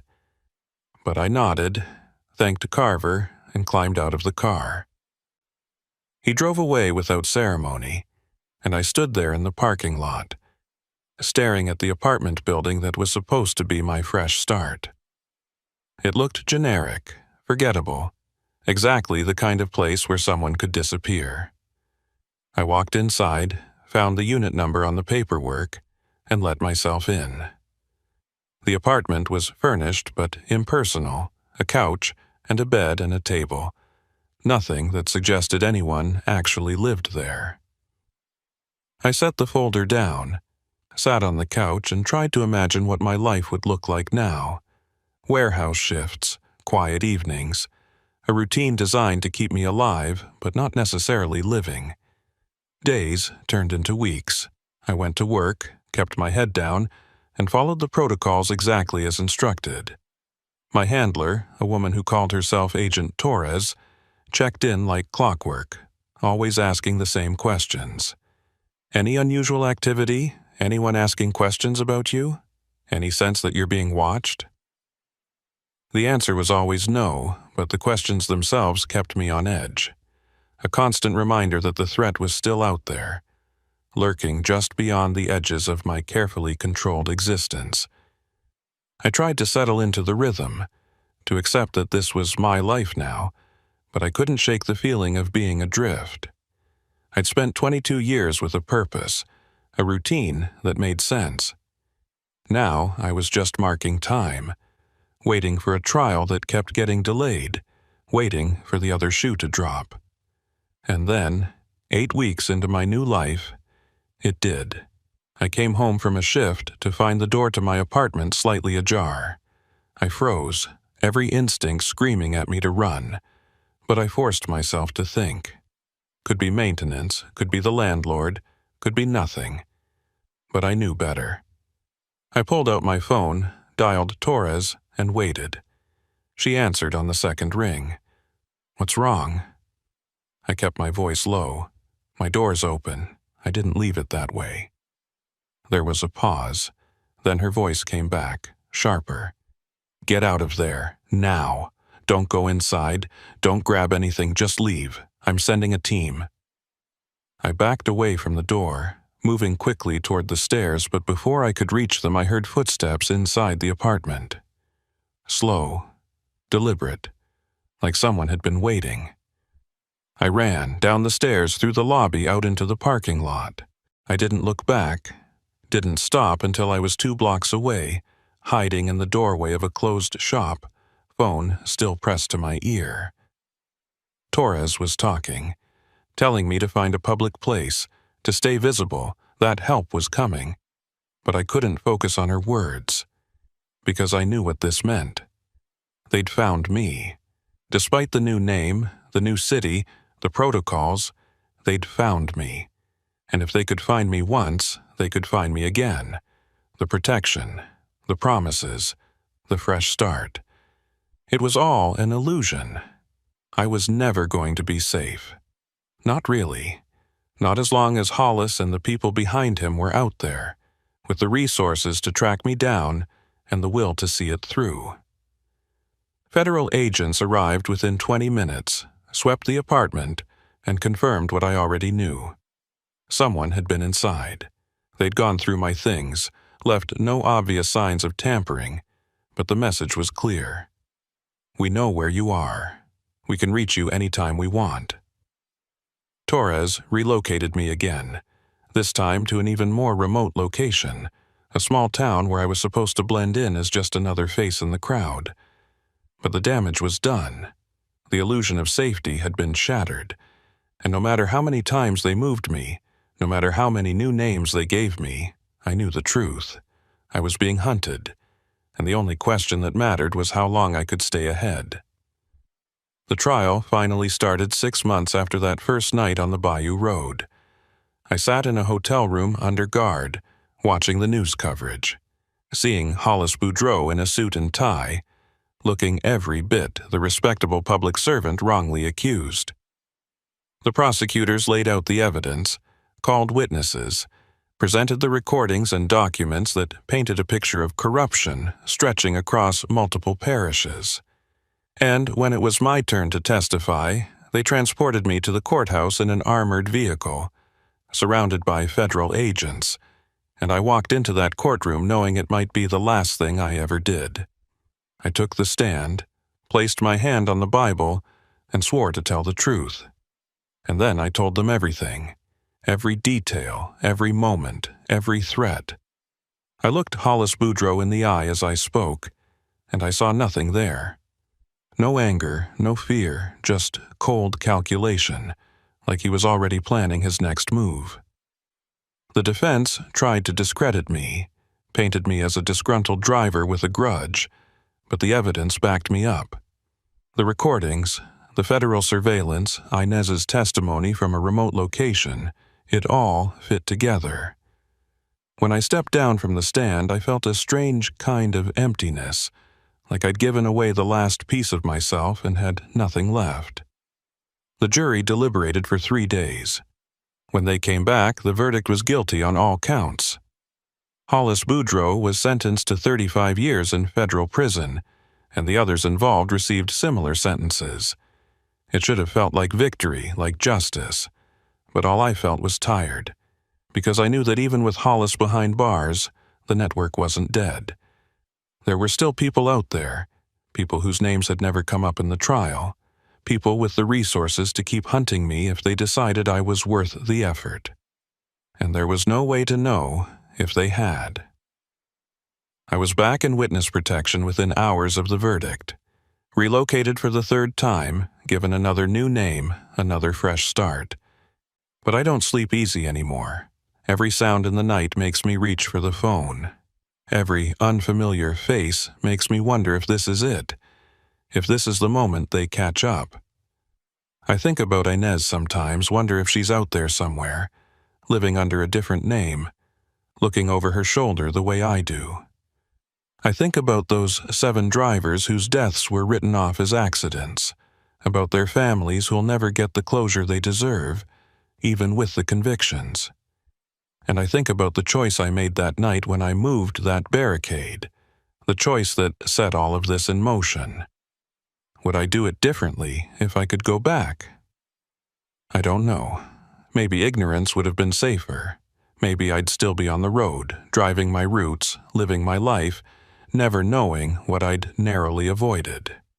But I also know that some things, once you see them, you can't unsee, and once you know, you can't unknow. You either act or you carry the weight of your silence forever. So here I am, Thomas Landry, or whatever name comes next. Working a job I don't care about in a town I'll never call home, waiting for the day when someone knocks on my door and I have to run again. The trial's over, the convictions are in, but the story doesn't end. It just keeps going, stretching out into an uncertain future where the only constant is the knowledge that I'm not free. I never will be. Because the road I drove down that stormy September night didn't just lead me through a bayou. It led me into something I can't escape, something that follows me no matter how far I run or how many times I change my name. And late at night, when the fear creeps in and I can't sleep, I wonder if Hollis Boudreau, sitting in his cell, is thinking the same thing I am. That this isn't over. That it never really ends. That somewhere out there in the deep parishes and the dark backroads of Louisiana, the network is still running. Still moving product, still eliminating threats, still protected by people whose names we'll never know. And that one day, when they decide I'm too much of a risk, when they decide the cost of silence is worth more than the cost of my life, they'll come for me, and no amount of federal protection will stop them. I keep a bag packed by the door, always ready to move, always ready to run, because that's what my life is now, a constant state of flight, a shadow existence in the margins of a world that moved on without me. The trucking life, the freedom of the open road, the solitude I used to treasure, it's all gone, replaced by this. Fear, vigilance, and the bitter knowledge that doing the right thing cost me everything. But I'd do it again.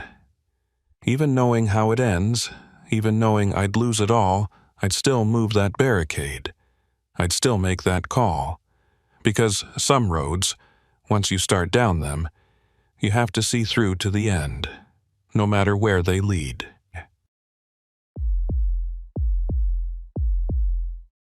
"17 years on the road teaches you things most people never learn. How to read weather patterns before the forecasters even mention them.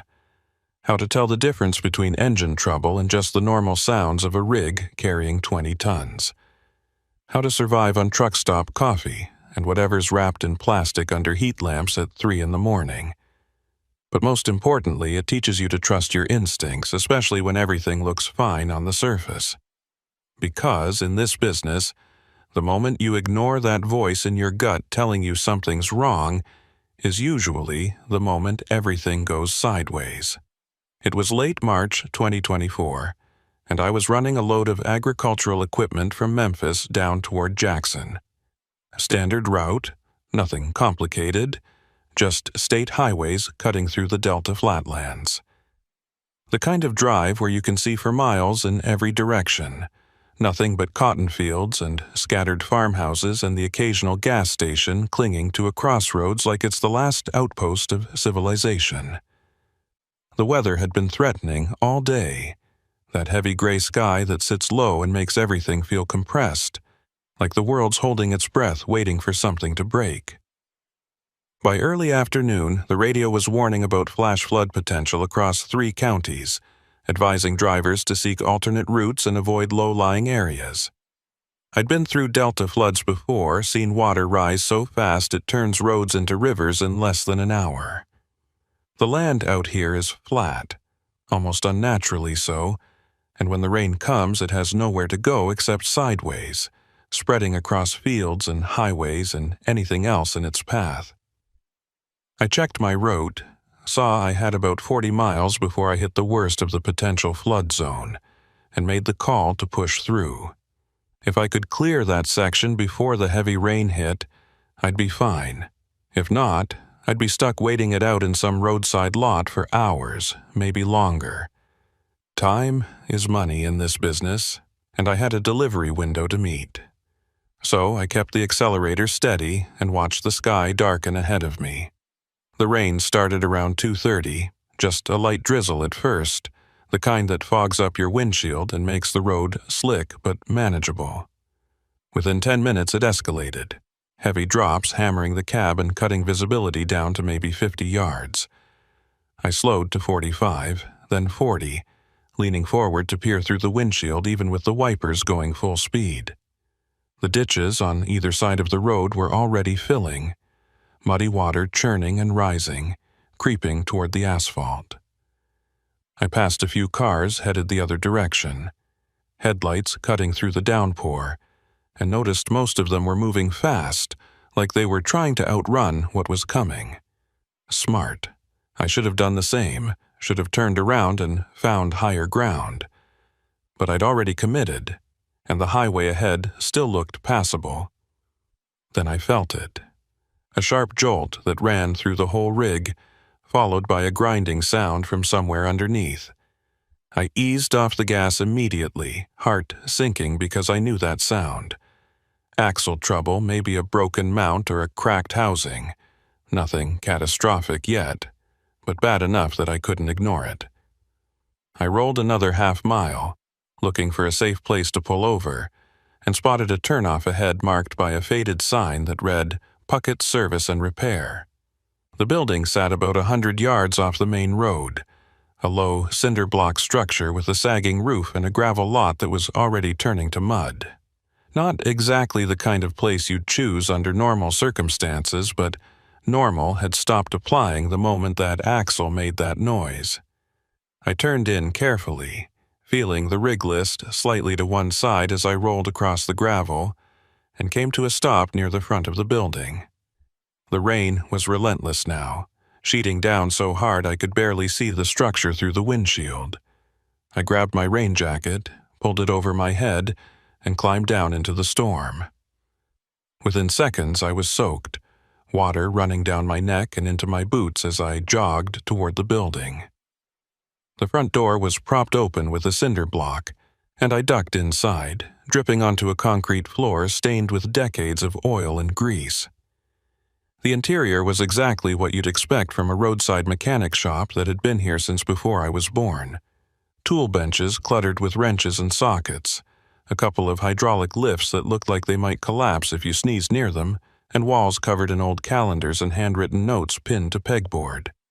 The air smelled like motor oil and cigarettes and something else, something faintly chemical that I couldn't place. There was no one in sight, but I could hear movement from somewhere in the back, metal clanging against metal, and the low murmur of a radio playing classic country. "Hello?" I called out, my voice echoing slightly in the space. The noise stopped, and a moment later a man appeared from behind a stack of tires, wiping his hands on a rag that looked like it hadn't been clean in years. He was maybe 60, thin and wiry with a face that had seen too much sun and not enough sleep. His coveralls were stained in layers, old grease over older grease, and he had the kind of eyes that tracked you carefully, measuring, calculating. "Help you?" he asked, his voice flat and uninflected, like he'd said the same words 1,000 times and expected nothing good to come from them. I gestured toward the door, toward my rig sitting out in the rain. "Got an axle issue. Heard something break about 2 miles back. Limped in here hoping you could take a look." He stepped closer, glanced past me at the truck, and I saw something flicker in his expression, too brief to read, but there nonetheless. "Axle, huh? That's not a quick fix. Especially in this weather. You picked a hell of a time to break down." I shrugged, feeling water drip from my jacket onto the floor. "Didn't exactly plan it. Can you fix it or not?" He studied me for a long moment, then nodded slowly. "Yeah, I can fix it. But it's gonna take time. Few hours at least, maybe longer depending on what's actually broken. And I can't even get under there to look until this rain lets up a bit. Ground's too soft, and I don't have a covered bay that'll fit a rig your size." I glanced out the door at the downpour, knowing he was right. The lot was already a mess, and trying to work in these conditions would be pointless. "How long you think the rain'll last?" He shrugged. "Radio says it might go all night. Flash flood warnings are up for the whole county. You're not going anywhere soon, even if I could fix it right now." I felt frustration building, but pushed it down. Getting angry wouldn't change the situation, and I'd been in worse spots before. "All right, what do you need from me?" He walked over to a cluttered desk in the corner, pulled out a grease-stained clipboard with a form attached, and handed it to me. "Fill this out. Make and model VN. Description of the problem. I'll get to it as soon as I can." I took the clipboard, scanned the form, and started filling it in. Standard stuff, the kind of paperwork every shop requires. But as I wrote, I noticed the man watching me, not overtly, just glances from the corner of his eye as he pretended to organize tools on a nearby bench. It felt off, that level of attention, like he was more interested in me than in the work I was bringing him. I finished the form, handed it back, and he set it on the desk without looking at it. "There's a waiting area in the back," he said, pointing toward a doorway I hadn't noticed. "Got a couch, coffee machine if you want it. Might as well make yourself comfortable. This is going to be a while." I nodded, thanked him, and walked toward the back room. It was small and dingy, with a sagging couch that looked like it had been salvaged from a curb and a coffee maker sitting on a folding table. The pot half full with liquid that might have been brewed this morning or last week. There was a window facing the lot, rain streaming down the glass in sheets, and I stood there for a moment just watching the water pool and spread, wondering how deep it would get before it started coming inside. I poured myself a cup of coffee, more out of habit than desire, and took a sip. It tasted like burnt rubber, but it was hot, and that was enough. I sat down on the couch, pulled out my phone, and checked for signal. 1 bar, barely enough to load anything. I tried calling dispatch to let them know I'd be delayed, but the call dropped twice before I gave up. I sent a text instead, hoping it would go through eventually, and then just sat there listening to the rain hammer against the roof and the distant sounds of the mechanic moving around in the shop. Time dragged. Minutes felt like hours, and I found myself staring at the same patch of water on the floor, watching it grow as a leak somewhere in the ceiling added to it drip by drip. Around 4 o'clock, the mechanic appeared in the doorway, leaning against the frame with his arms crossed. "Check the weather," he said. "This storm's gonna sit on us for a while. Roads are already starting to flood.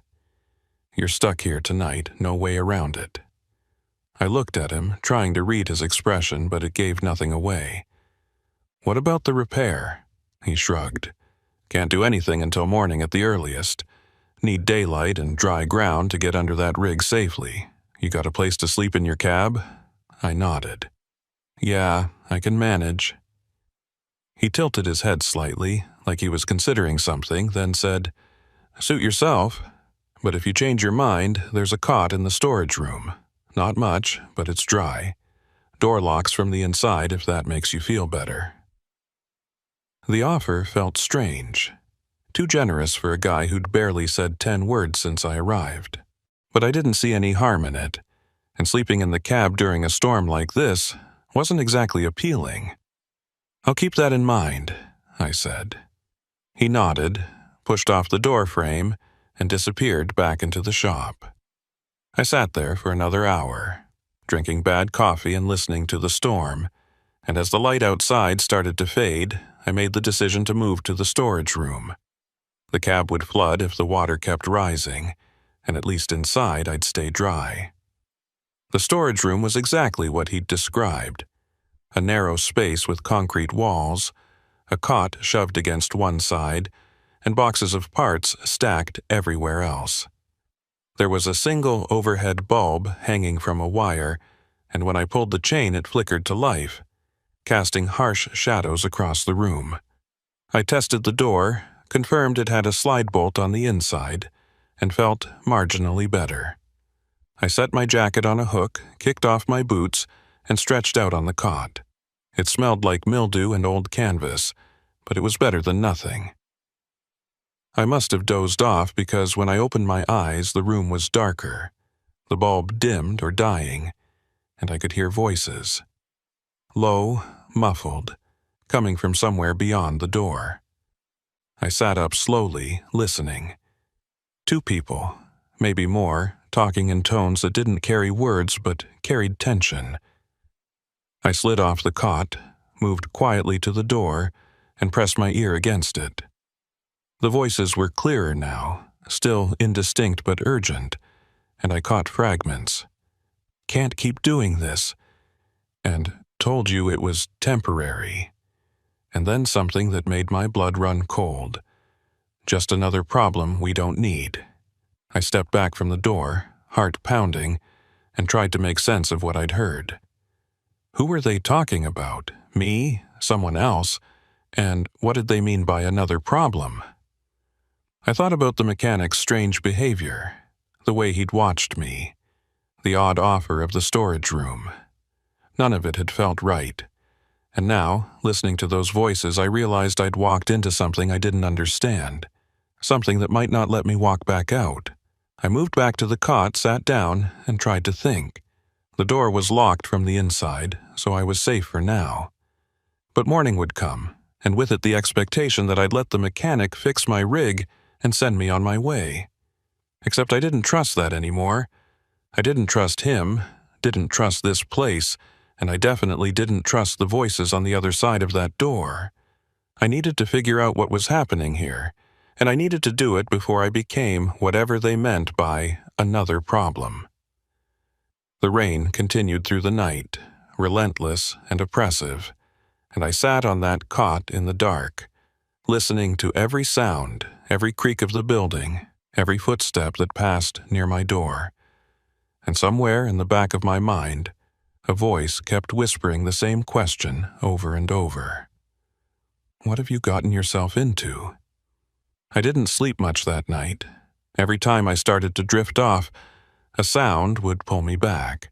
Footsteps in the hallway, the creak of a door opening somewhere in the building, voices that rose and fell like they were arguing about something they couldn't quite resolve. I kept the bolt locked and stayed on that cot, fully dressed, boots within arm's reach, ready to move if I needed to. The rain never let up, just pounded against the roof in a steady rhythm that should have been soothing, but instead felt like a countdown, each drop marking time until something happened.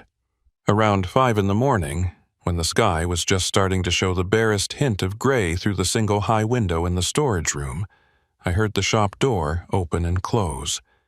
Heavy footsteps crossed the concrete floor, deliberate and unhurried, and then stopped right outside my door. I sat up slowly, watching the door handle, waiting to see if it would turn. It didn't. Instead, there was a knock, 3 sharp raps that echoed in the small space. "You awake in there?" It was Talmadge Puckett's voice, flat and neutral, giving nothing away. I cleared my throat, tried to sound casual. "Yeah, I'm up." "Rain's letting up some, still coming down, but not like last night. I can get under your rig now, see what we're dealing with." I stood up, slid the bolt back, and opened the door. Talmadge stood there in the same stained coveralls, looking like he hadn't slept either. His eyes were bloodshot, and there was a tension in his jaw that hadn't been there yesterday. Behind him, the shop was dim, lit only by the weak morning light filtering through grimy windows. "How long you think it'll take?" I asked. He shrugged. "Depends on what's broken. Could be an hour, could be all day. Won't know until I get eyes on it." I nodded, following him out into the main shop area. The smell hit me again, that mix of oil and chemicals, but this time it was stronger, more pungent, like something had been disturbed or moved during the night. Talmadge grabbed a flashlight and a toolbox, gestured for me to follow, and we headed out into the drizzle. The lot was a disaster, half submerged in muddy water that came up past my ankles, and my rig sat there like an island in the middle of it all. He waded over to the driver's side, dropped to his knees in the muck without hesitation, and disappeared underneath. I stood there getting soaked, watching the water ripple around my boots, and tried to shake the feeling that I was being watched. I glanced back at the shop, scanned the windows but saw nothing, just my paranoia working overtime, fueled by a sleepless night and those voices I'd heard. Talmadge was under there for maybe 10 minutes before he slid back out, covered in mud and grease, shaking his head. "You got a cracked axle housing. Not catastrophic, but it's leaking fluid and it's only going to get worse. I can patch it, get you mobile enough to limp to a real shop, but it's going to take time. Need to drain the housing, clean it, apply sealant, let it cure. We're looking at 6, maybe 8 hours minimum." 6 to 8 hours. The words hung in the air between us and I felt my stomach tighten. I didn't want to be here that long, didn't want to spend another minute in this place, but I also didn't have a choice. Driving on a cracked housing would destroy the axle completely, leave me stranded on some flooded highway with no help coming. "Do what you need to do," I said, trying to keep the frustration out of my voice. He nodded, stood up, and wiped his hands on his coveralls. "I'll get started. Might want to find somewhere dry to wait. This is going to be messy." I watched him head back toward the shop, then looked around the lot. Across the road, maybe a quarter mile through the trees, I could see another building, low and white with a faded red cross painted on the side. some kind of clinic or medical facility, though it looked as abandoned as everything else out here. Talmadge noticed me looking and spoke over his shoulder. That's the county health outpost, still operational, technically, though they only staff it a couple days a week. Nurse comes by, handles minor stuff, sends anything serious to the hospital in town. I filed that information away. Not sure why it mattered, but feeling like everything mattered now. Every detail a potential piece of a puzzle I didn't fully understand. I followed Talmadge back into the shop, watched him gather supplies, and then retreated to the waiting area. The coffee was still there, still terrible, but I poured another cup and stood by the window, staring out at the rain-soaked landscape. The flooding had receded slightly, but the roads were still impassable, dark water covering the asphalt in both directions. Even if my rig was fixed right now, I wouldn't be going anywhere for hours. Time crawled. I tried my phone again, got a weak signal long enough to check messages, and saw 3 missed calls from dispatch and a handful of texts asking for updates. I sent back a brief explanation. Broken axle, stuck at repair shop, will update when mobile, and watched the message struggle to send before finally going through. Then the signal dropped again, and I was back to sitting in silence listening to the distant sounds of Talmadge working, and the rain tapping against the windows. Around 9, I heard a vehicle pull into the lot, tires splashing through puddles, and I moved to the window to look. It was a small SUV, white and mud-splattered, with a dented bumper and a parking sticker on the windshield that I couldn't make out from this distance. The driver's door opened, and a woman climbed out, middle-aged, wearing scrubs under a rain jacket and carrying a canvas bag over her shoulder. She moved with purpose, walking quickly toward the shop entrance, and I heard the front door open and close.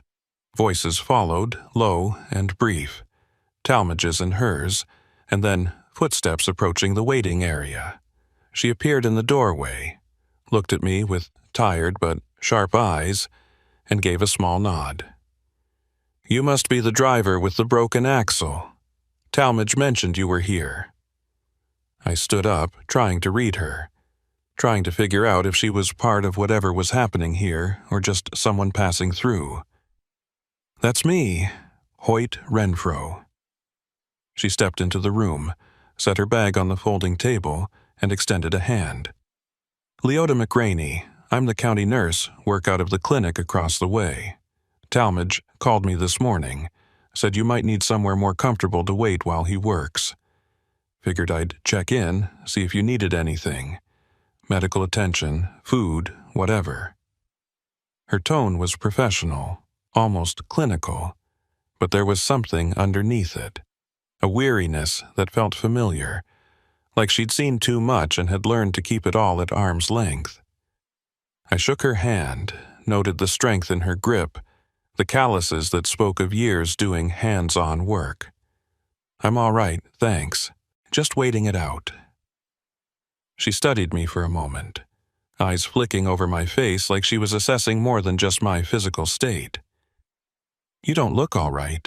You look like you didn't sleep, and you're about 2 seconds from walking out that door and taking your chances on foot." Her bluntness caught me off guard, and I found myself almost smiling despite everything. "Is it that obvious?" She shrugged, pulled out a chair, and sat down without invitation. "I've been doing this job for 20 years. I know what fear looks like, and you've got it written all over you. So what's going on? Talmadge do something to spook you, or is it just the situation?" I hesitated, weighing how much to say. She could be trustworthy, could be someone who'd help if I asked. Or she could be part of whatever network was operating here, another piece of the machine keeping things running smooth and quiet. But something about her, the directness, the lack of pretense, made me want to trust her. "I heard voices last night," I said carefully. "People talking in the shop. Couldn't make out much, but enough to know something's off about this place. And Talmadge, He's been watching me like I'm a problem he needs to solve. Leota's expression didn't change, but I saw her hands tighten slightly on the armrests of her chair. What exactly did you hear? I recounted the fragments, the mentions of problems and temporary situations, and watched her face for any sign of recognition. She sat quietly for a moment, then stood up and walked to the window, looking out at the flooded lot. When she spoke, her voice was lower, more guarded. You stumbled into something you shouldn't have, and now you're stuck here until that axle's fixed, which means you're a liability. They're going to have to decide what to do about you. The casual way she said it, like it was a foregone conclusion, sent ice through my veins. Who's they? What are you talking about? She turned back to me, and I saw something in her eyes, resignation mixed with what might have been guilt. This place, this whole area, it's not what it looks like. Talmadge runs more than just a repair shop. He's part of a setup, a network that uses places like this to move things that shouldn't be moved. Medical supplies, mostly. Stolen or diverted from hospitals and clinics, stuff that's supposed to go to patients but ends up sold on the black market instead. Painkillers, surgical equipment, anything with value. I felt the pieces starting to come together, the strange atmosphere, the voices, the way Talmadge had been so eager to keep me here. And you? You're part of it? Leota shook her head slowly. I was. For a while, I didn't have a choice.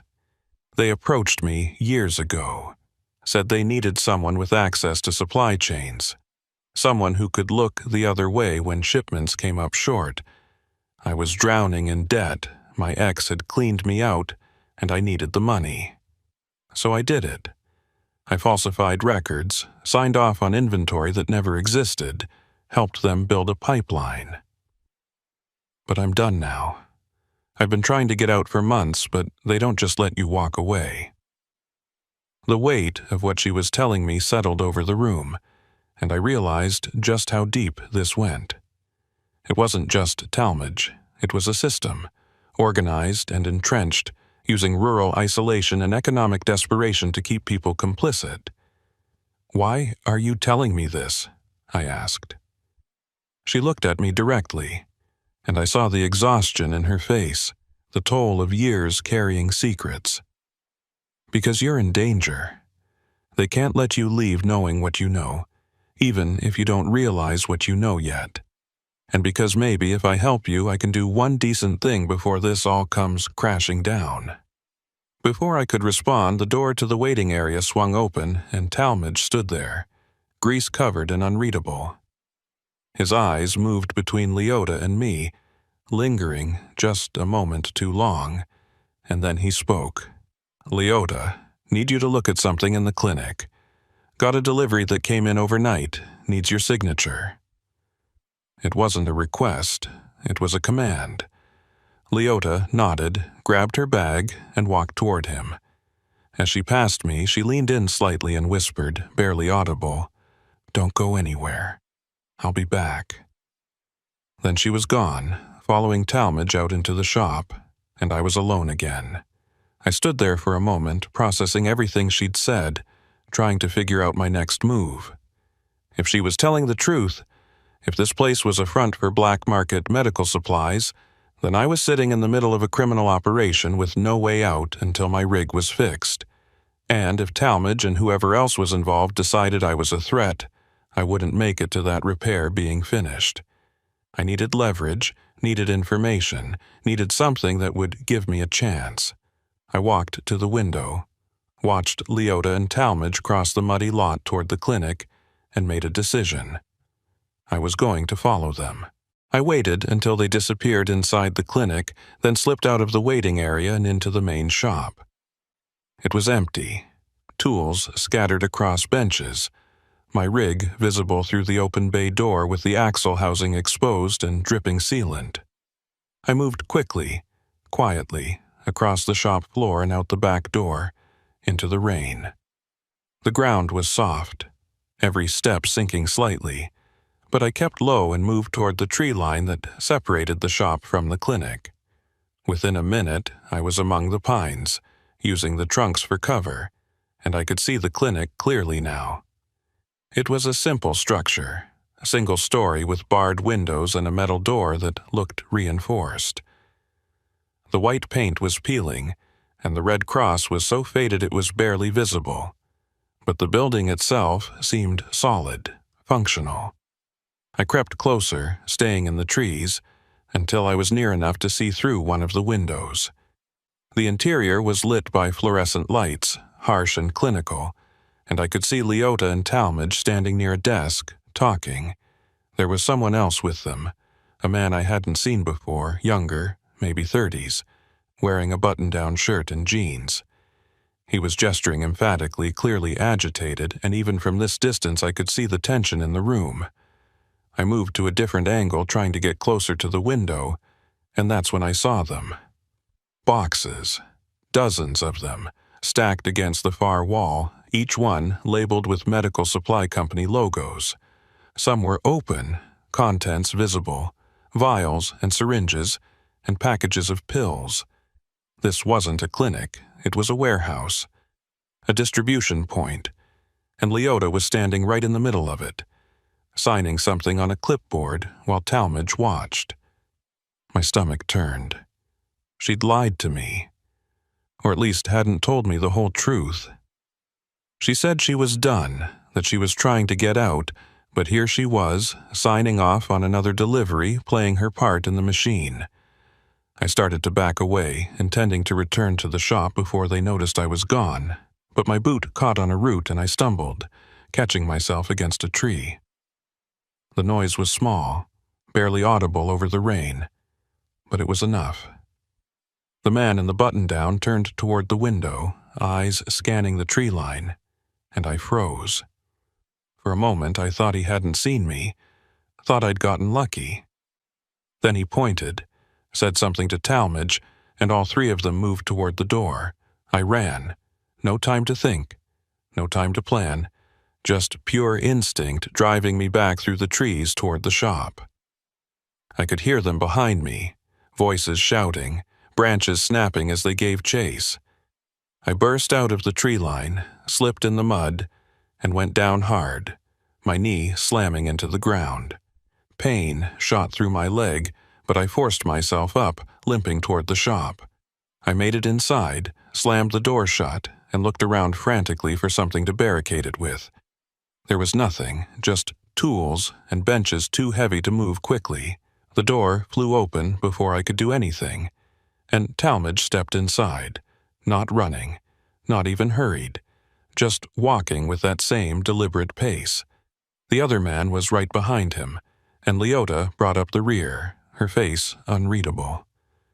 Talmadge looked at me, shook his head slowly, and spoke in that flat voice that somehow made everything worse. You just couldn't stay put, could you? Had to go poking around, had to see things that weren't your concern. I backed up, hands raised, trying to project calm even though my heart was hammering. I didn't see anything. I don't know what you're doing here, and I don't care. Just fix my rig and I'll be gone. Talmadge glanced at the other man, some silent communication passing between them, and then back at me. It's too late for that. You've seen the clinic, you've seen the inventory, and you've been asking questions. That makes you a problem, and we have a very specific way of dealing with problems out here.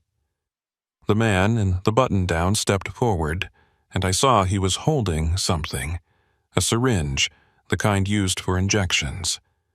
My blood went cold. What is that? Leota moved then, stepping between me and the other two, her voice sharp. No, we're not doing this, not like this. Talmadge's expression hardened. Leota, step aside. This isn't up for debate. She didn't move. I said no, he's just a driver. He doesn't know anything that matters, and I'm not going to help you disappear another person. I'm done. The room went silent except for the rain drumming on the roof. Talmadge stared at her, and I could see the calculation happening behind his eyes, weighing options, deciding how to handle this new wrinkle. Finally, he spoke, voice colder than before. "You're making a mistake. You know what happens to people who don't cooperate." Leota's jaw tightened, but she held her ground. "I've been making mistakes for years. Maybe it's time I stopped." The man with the syringe looked at Talmadge, waiting for direction, and for a moment I thought this was it. Thought they'd go through her if they had to. But then Talmadge stepped back, raised his hands in a gesture of mock surrender. "Fine, have it your way. But this is on you, Leota.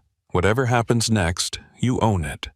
He turned and walked toward the door, the other man following, and they disappeared into the rain. I stood there shaking, adrenaline still flooding my system, and looked at Leota. She was staring at the door, face pale, and when she finally spoke, her voice was barely above a whisper. "We need to go. Right now." "Go where? My rig's not fixed. The roads are flooded." She cut me off. "Forget the rig. They just went to make a call. Get instructions from whoever runs this operation. When they come back, it won't just be talk. They'll finish what they started, and they'll make sure I can't interfere. We have maybe 10 minutes before that happens." I looked at her, saw the fear in her eyes, the certainty, and realized she was right. This wasn't just about me anymore. She'd burned her bridge, chosen a side, and now we were both targets. "Where do we go?" She grabbed my arm, pulled me toward the back of the shop. "There's an old logging road about half a mile into the woods. Floods don't reach it because it's on higher ground. My SUV can make it if we move fast. Come on." We ran through the shop, out to the back door, into the rain. Leota led the way, moving with a sureness that told me she'd thought about this before, planned for the possibility of needing to run. We reached her SUV, climbed in, and she started the engine without hesitation. The tires spun in the mud, caught traction, and we lurched forward, bouncing across the lot toward the tree line. I looked back at the shop, saw Talmadge and the other man emerging from the clinic, saw them start running toward us, but Leota was already hitting the gas, and we plunged into the woods. The SUV crashed through underbrush, branches scraping against the sides, and I gripped the dashboard, bracing myself as we bounced over roots and rocks. Leota drove like she knew every inch of this terrain, weaving between trees, avoiding the worst of the obstacles, and within minutes we'd put distance between us and the shop. But I knew it wasn't over. They'd follow. They'd find us. Because people like Talmadge didn't just let problems walk away. And now, thanks to Leota's intervention, we were both problems that needed solving. The logging road was exactly what Leota had promised. Higher ground that cut through dense pine forest like a scar, rutted and overgrown but passable. The SUV bounced and lurched over exposed roots and washboard sections, the suspension protesting with every impact. But we kept moving.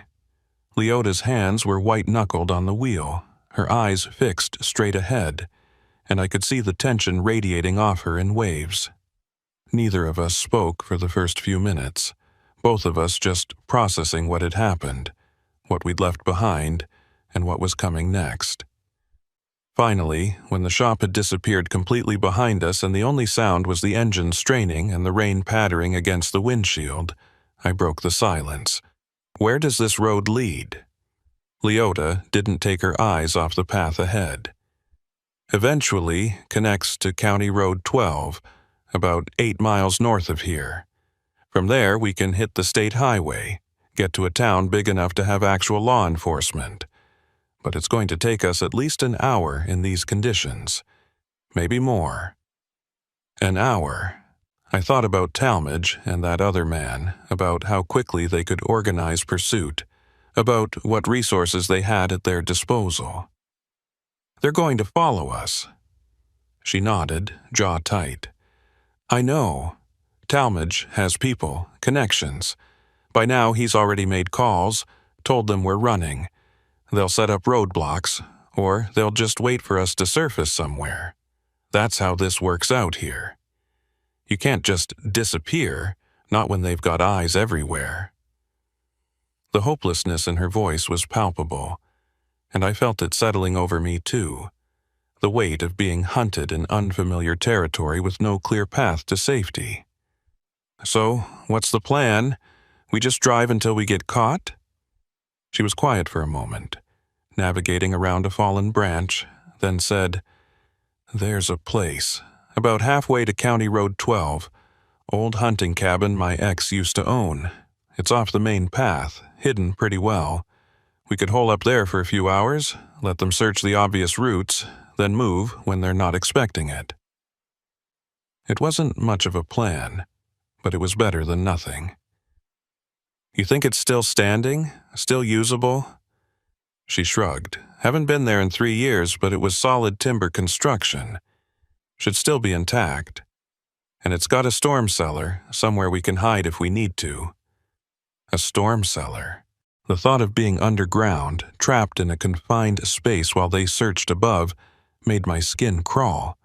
But if it came to that, if hiding was our only option, I'd take it over whatever Talmadge had planned for us back at that shop.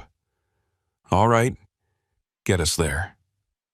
The road deteriorated as we went deeper into the woods, the canopy overhead growing thicker and blocking what little light filtered through the clouds.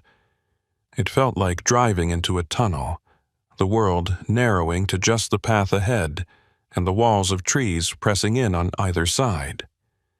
I kept checking the side mirror, watching for headlights for any sign we were being followed, but saw nothing. Just rain and shadows, and the endless green of the Delta forest. After about 20 minutes, Leota slowed and turned onto what barely qualified as a trail, more of a gap between trees than an actual road.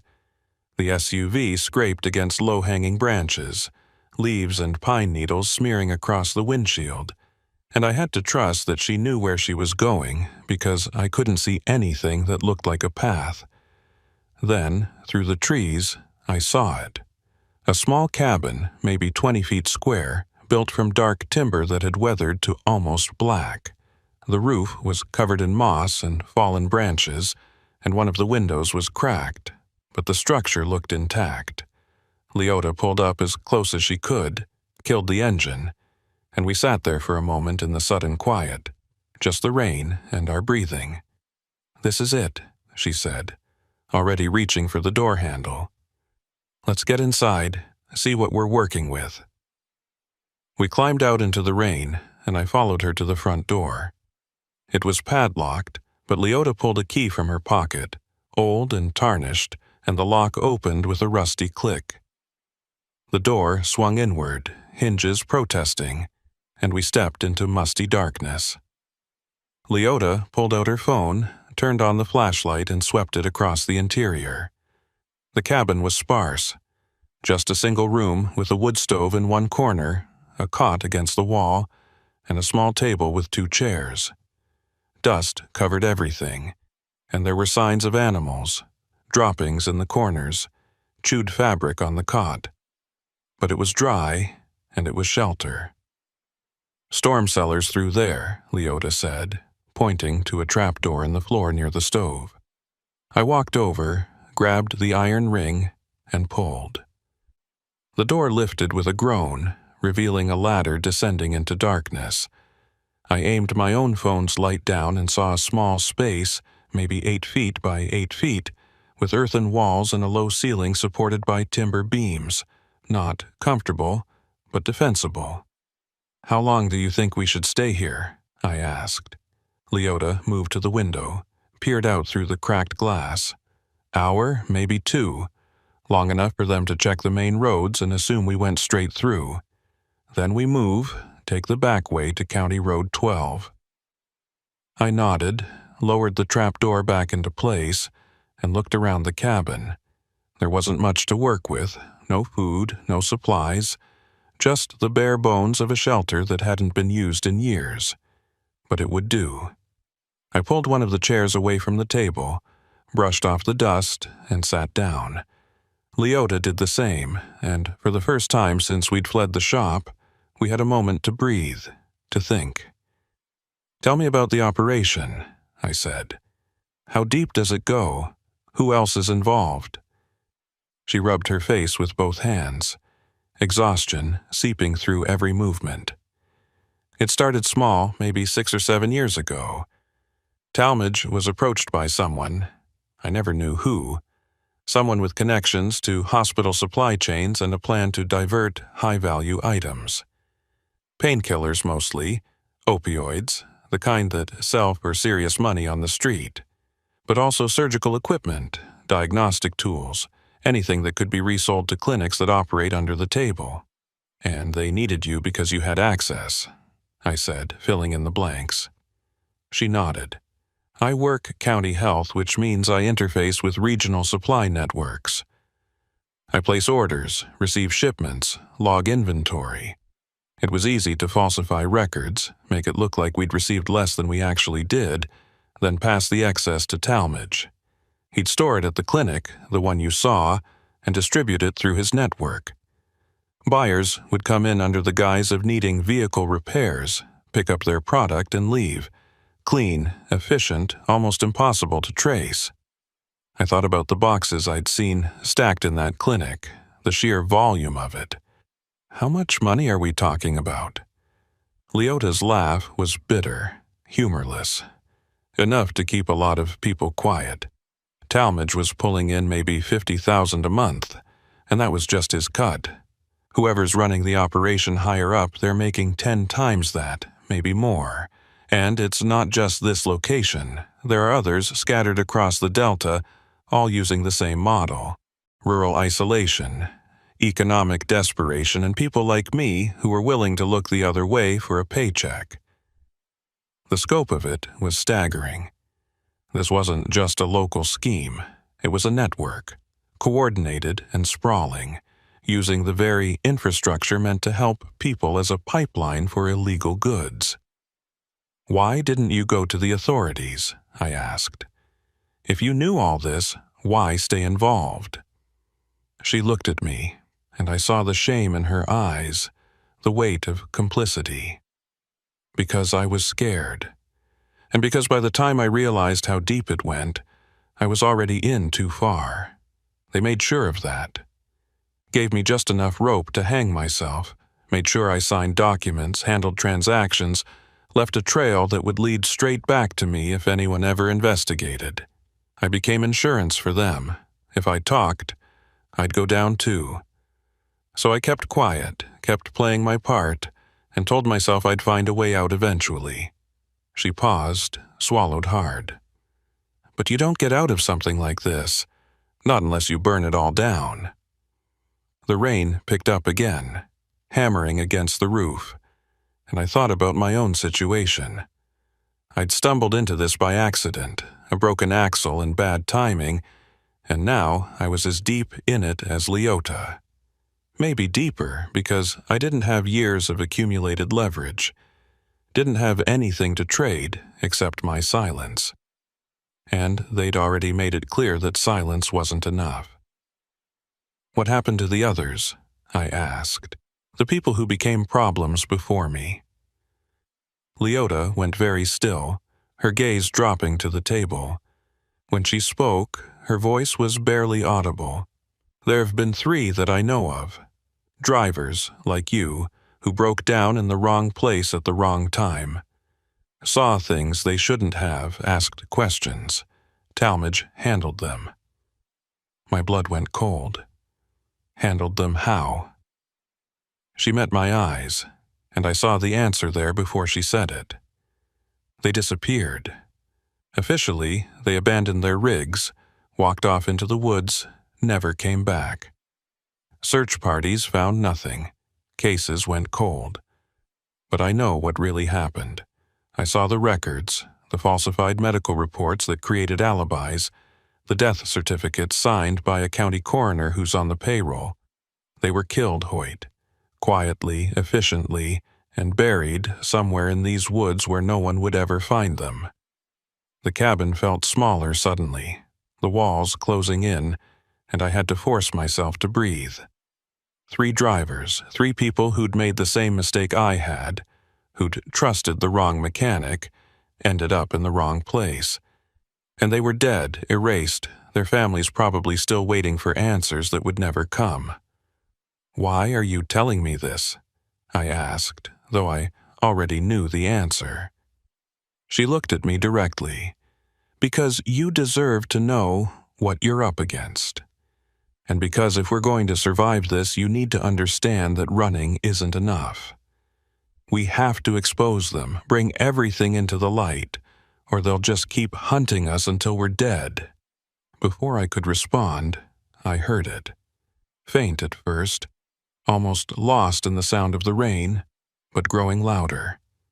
An engine, multiple engines, vehicles moving through the forest, not on the logging road but somewhere close, sweeping the area.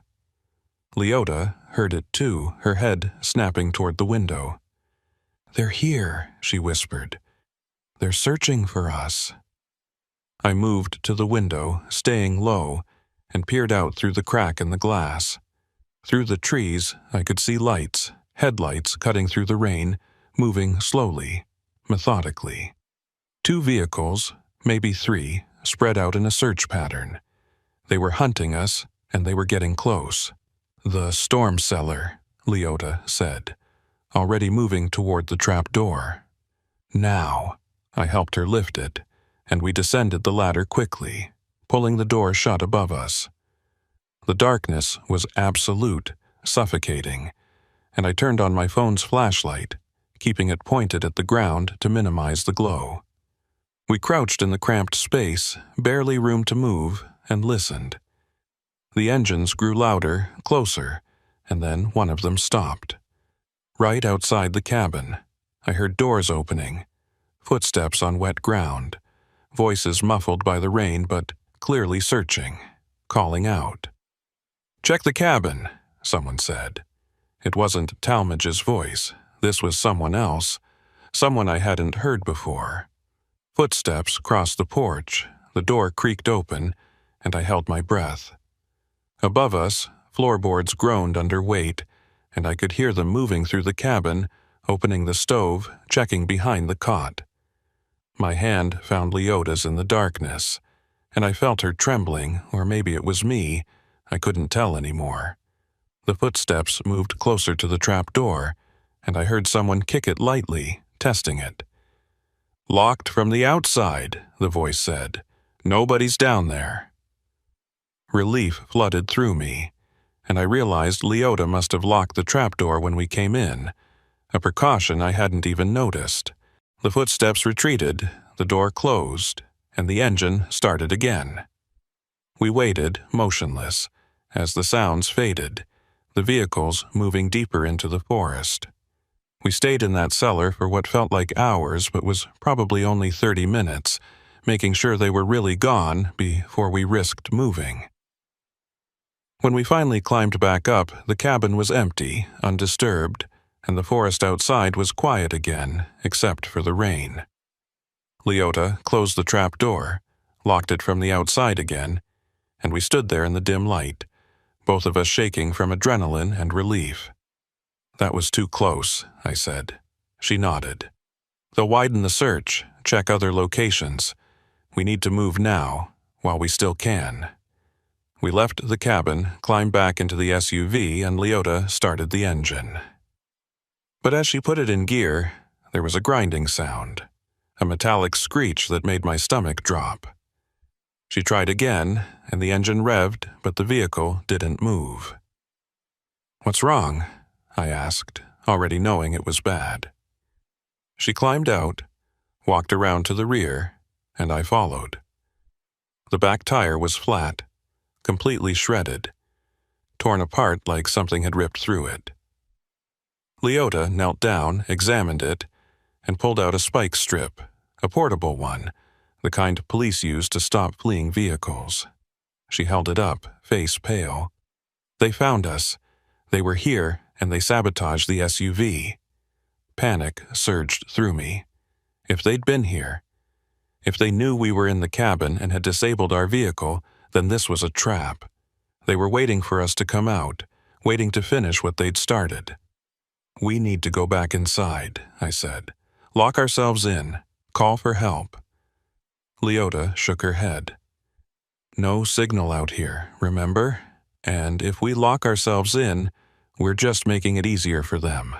We need to move, on foot, get to County Road 12 any way we can." I looked at the forest, dark and endless, and knew she was right. Staying here was suicide. We had to run. We grabbed what little we had, my phone, Leota's medical bag, and started moving through the trees, away from the cabin, deeper into the woods. The rain made everything slippery, mud sucking at our boots, and within minutes we were both soaked and struggling. Leota led the way, moving with a determination born of desperation, and I followed, trying to keep up, trying not to think about what would happen if they found us out here. We'd been walking maybe 10 minutes when I heard the engines again, closer this time, and saw lights sweeping through the trees behind us. They were coming. "Run," Leota said, and we did. We crashed through underbrush, branches whipping at our faces, roots trying to trip us, and the lights kept coming, relentless and closing fast. I could hear voices now, shouting, coordinating, and I knew we were running out of time. Ahead, through the trees, I saw a break in the canopy, a clearing, and Leota pulled me toward it. We burst out into open space, and I realized we were on the edge of a ravine, a steep drop that disappeared into darkness and rushing water below. The flooding had turned it into a torrent, and there was no way across. We were trapped. Behind us, the lights were getting brighter, the voices louder, and in front of us was a 20-foot drop into water that would sweep us away if we tried to cross. Leota looked at me, desperation in her eyes. "We have to jump. It's the only way." I looked at the ravine, at the churning water, and knew it was a terrible idea. But staying here was worse. They'd catch us, and we'd end up like those other 3 drivers, buried in the woods and forgotten. "Together," I said, taking her hand. She nodded, and we backed up a few steps, getting ready to run and jump. But before we could move, a voice cut through the rain, loud and authoritative. "Stop right there. Don't move." I turned, and standing at the edge of the clearing were 3 men. Talmadge was in the center, flanked by the man in the button-down and someone new, older, wearing a county sheriff's uniform. My heart sank. Law enforcement. They'd brought law enforcement. We were finished. The sheriff stepped forward, hand on his sidearm, and spoke again. "Hoyt Renfro, Leota McRaney, you're both under arrest for theft of medical supplies and conspiracy to distribute controlled substances. Get on the ground, hands behind your heads." I stared at him, unable to process what I was hearing. We were being arrested? For their crimes? Leota's face went white, and she started shaking her head. "No, you've got it wrong. We didn't—" The sheriff cut her off. "Save it for the station. Talmadge Puckett here has provided evidence of your involvement. Documents with your signatures, transaction records, everything we need. You're going down for this, both of you." I looked at Talmadge, saw the cold satisfaction in his eyes, and understood. This was the endgame. They'd framed us, turned the entire operation around, and made us the criminals. Leota's years of signing falsified documents, my presence at the wrong time, it all added up to a perfect scapegoat scenario. "You can't do this," I said, voice shaking with rage and fear. "We have evidence. We know about the network. We can prove—" The sheriff raised his hand. "I said, get on the ground, now, or I will use force." Leota grabbed my arm, pulled me close, and whispered urgently, "Jump! It's our only chance." I looked at her, saw the determination, the refusal to give up, and made my decision. We turned as one and ran for the edge of the ravine. Behind us I heard shouting, the sheriff yelling for us to stop, but we didn't. We hit the edge and launched ourselves into the air, into the darkness, into the rushing water below. The impact drove the breath from my lungs, cold water closing over my head, and I felt myself being pulled under, spun around by the current. I lost track of which way was up, lost track of Leota, lost track of everything except the need to breathe. My hand hit something, a rock or a branch, and I grabbed it, used it to pull myself to the surface. I gasped, sucking in air and water, and looked around frantically. Leota was a few feet away, struggling against the current, and I reached for her, caught her hand, and pulled her close. The water carried us downstream, fast and violent, slamming us into rocks and submerged debris. I tried to steer us toward the bank, but the current was too strong, and all I could do was hold on to Leota and hope we survived long enough to find a way out. Behind us, I could hear the engines starting up again, knew they'd be following along the ravine, waiting for us to wash up somewhere they could reach us.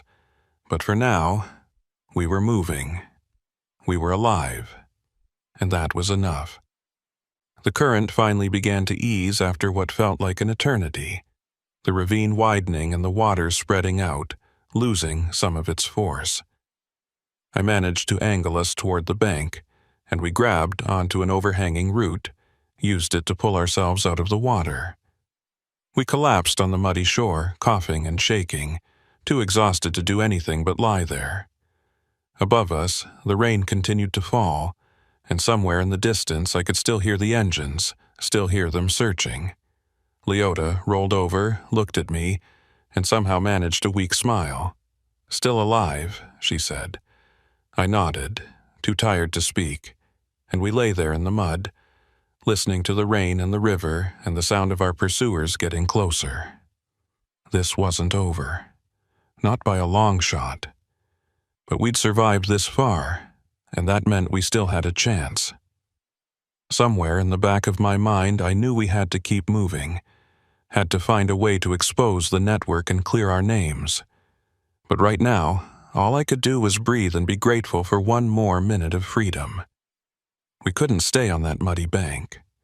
The sound of engines was getting closer, voices carrying through the rain-soaked air, and I knew they'd be on us within minutes if we didn't move. Leota was already struggling to her feet, water streaming from her clothes, her face set in grim determination despite the exhaustion I could see in every movement. I forced myself up, my knee screaming in protest from where I'd slammed it earlier, and we started moving along the bank, staying low, using the trees and underbrush for cover. The forest was denser here, thick with palmetto and vines that grabbed at our legs with every step. We pushed through, ignoring the cuts and scratches, focused only on putting distance between us and the pursuit. After maybe 20 minutes of hard walking, Leota stopped suddenly, holding up a hand. I froze, listening, and heard what she'd heard. Water. Not the ravine behind us, but something else, a different sound, steady and rhythmic. "Drainage culvert," she whispered. "There's a system of them running under these back roads, part of the flood control infrastructure. If we can find an access point, we can use them to move without being seen." It was a desperate plan, crawling through drainage pipes while the county sheriff and Talmadge's people searched above, but desperate was all we had left. "Lead the way," I said.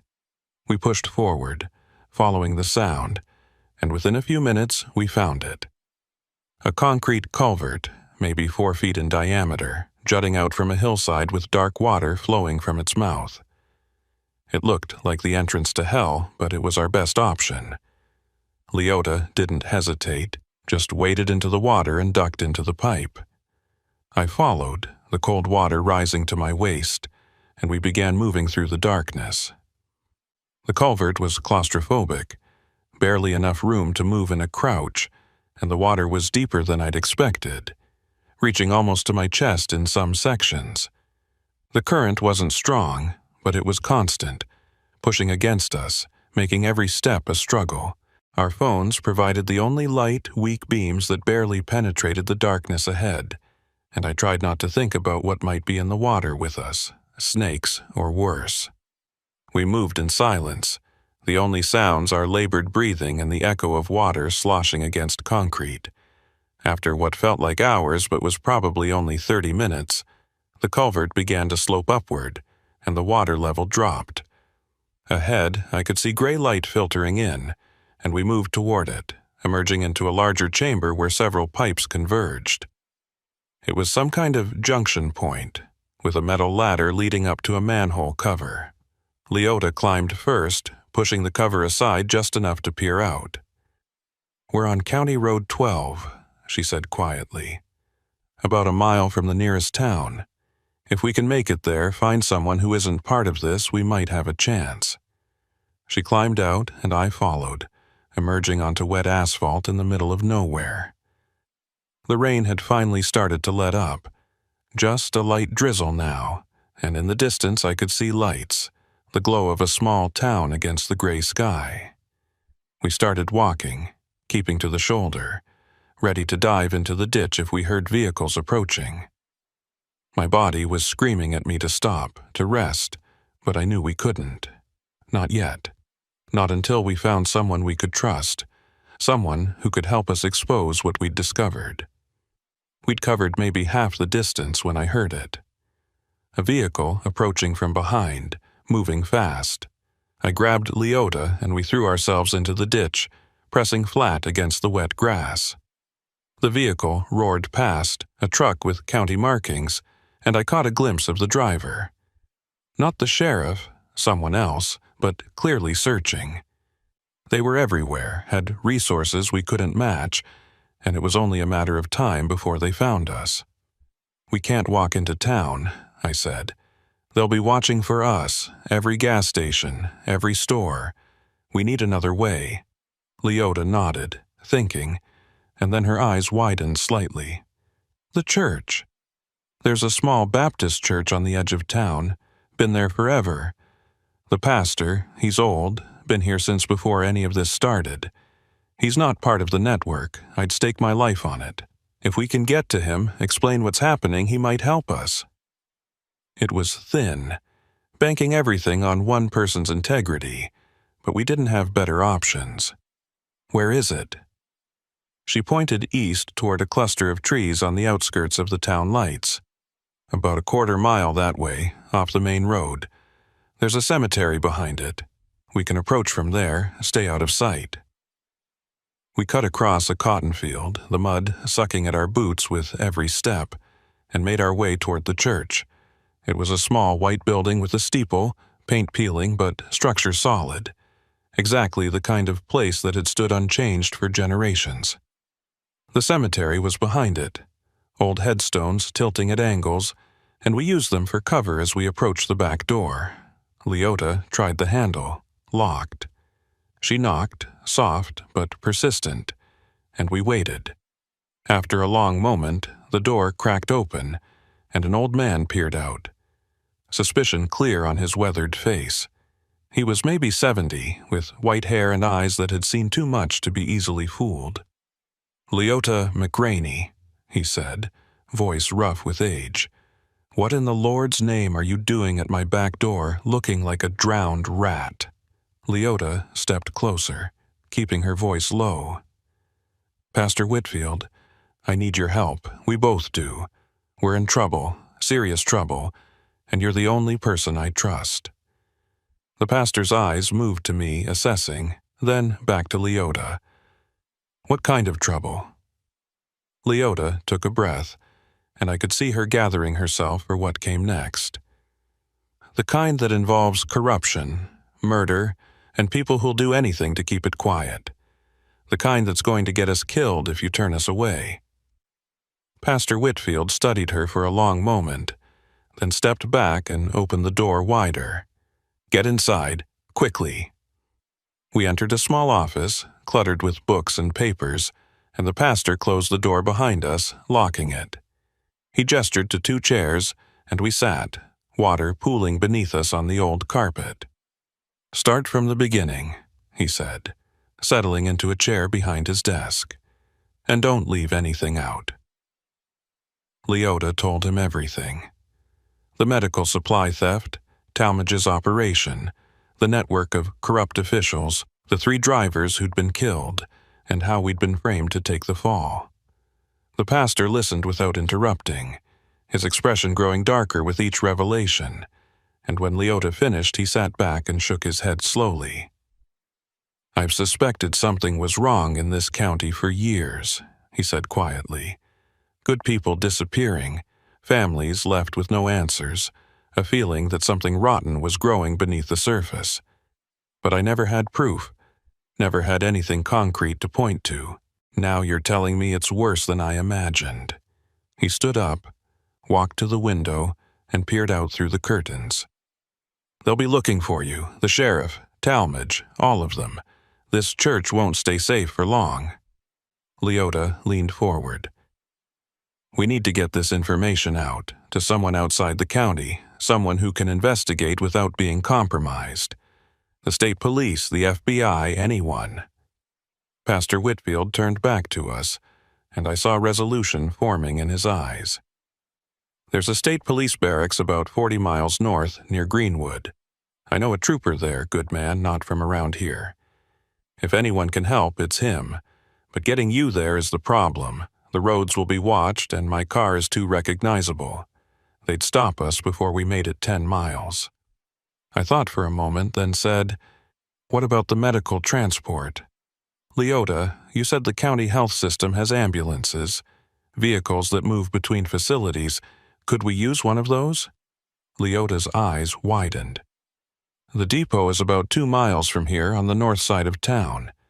They keep 3 ambulances there, usually only 1 driver on night shift.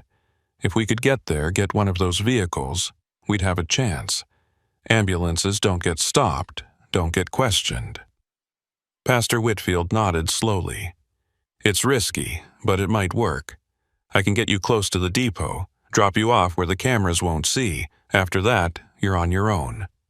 It was the best plan we had. "When?" The pastor checked his watch.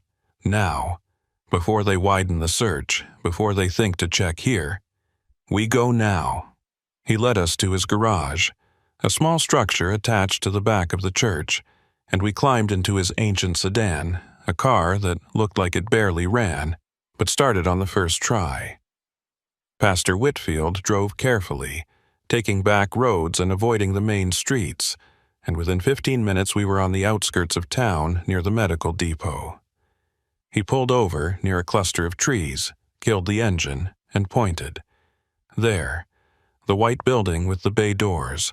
I'll wait here for 10 minutes. If you're not back by then, I'll assume you made it, and I'll head home. If anyone asks, I never saw you." Leota reached out and squeezed his hand. "Thank you. For believing us, for helping. You might have just saved our lives." The pastor's expression was somber. "Just make sure you expose them. Make sure what they've done comes to light so it can't happen again. That's all the thanks I need." We climbed out of the car and moved through the trees toward the depot. The building was quiet, just a single light on in what looked like an office, and I could see 1 ambulance parked in the bay, doors open, ready for use. We crept closer, staying in shadow, and I could see through the office window. 1 person inside, a young guy in uniform, feet up on a desk, watching something on his phone. "We need a distraction," I whispered. Leota thought for a moment, then pulled out her medical bag, still somehow with us after everything we'd been through. She rummaged inside and pulled out a small bottle. "Smelling salts. If I crack this near the office, the smell will draw him out to investigate. You grab the ambulance, I'll deal with him." It was simple, maybe too simple, but we didn't have time for elaborate plans. Leota moved to the side of the building, cracked the bottle, and tossed it near the office door. The reaction was almost immediate. The smell must have been strong because within seconds, the young guy was out of the office, covering his nose, looking around in confusion. I ran for the ambulance, climbed into the driver's seat, and found the keys already in the ignition. Behind me, I heard Leota's voice, calm and authoritative, playing the part of the county nurse. "Sorry. Dropped some supplies. Chemical spill, nothing serious. You okay?" The young guy was coughing but nodding, distracted enough that he didn't see me starting the engine. I put it in gear, and Leota ran for the passenger side, jumping in as I started to roll. The young guy finally noticed, started yelling, but we were already moving, pulling out of the bay and onto the street. "Go! Go!" Leota shouted. And I floored it, the ambulance surging forward. Behind us, I could see the young guy running for a phone, and I knew we had minutes at most before every cop in the county was looking for a stolen ambulance. I turned onto the main road, heading north, pushed the speed up to 60, and tried to look like we were on a legitimate call. Leota was in the back, going through the ambulance's equipment, and she emerged with a radio. "They're going to broadcast our description. We need to ditch this thing before they set up roadblocks. But we needed it to get to Greenwood, to reach that state police barracks. We were caught between two bad options, and I chose the lesser evil. We keep it as long as we can, get as far north as possible, then find another way." Leota didn't argue, just climbed back into the passenger seat and buckled in. The miles rolled past, flat delta landscape stretching in every direction, and I kept waiting for lights in the rearview mirror, for the pursuit to catch up. But the road stayed clear, and I started to think we might actually make it. Then I saw them. Ahead, at an intersection, two county sheriff vehicles parked across the road, a makeshift roadblock. They'd anticipated our route, set up faster than I'd expected. I slowed, trying to decide whether to ram through or turn around, and that's when Leota grabbed my arm. "Stop! Pull over! I have an idea!" I looked at her like she was insane, but something in her eyes made me trust her. I pulled the ambulance to a stop about 50 yards from the roadblock, and two deputies started walking toward us, hands on their weapons. Leota jumped out, and I heard her voice, loud and panicked. "Thank God. We need help. We've got a critical patient in the back, cardiac arrest. We're trying to get to the hospital, but the GPS took us the wrong way." The deputies hesitated, and Leota pressed on. "Please, we need an escort. We need to get through. Every second counts." One of the deputies walked to the back of the ambulance, and I held my breath, waiting for him to open the doors and find it empty. But Leota moved to intercept him, pulling out her nurse credentials, talking fast about protocols and patient privacy and liability. The other deputy came to my window, looked at me with suspicion. "Who's the patient?" I forced myself to stay calm, to lie with conviction. "Elderly male, 72, found unresponsive at his home. We're transporting to Greenwood Memorial." He studied me for a long moment, then pulled out his radio. "Let me verify this with dispatch." My heart sank. If he called it in, if they checked and found no record of a pickup, we were done.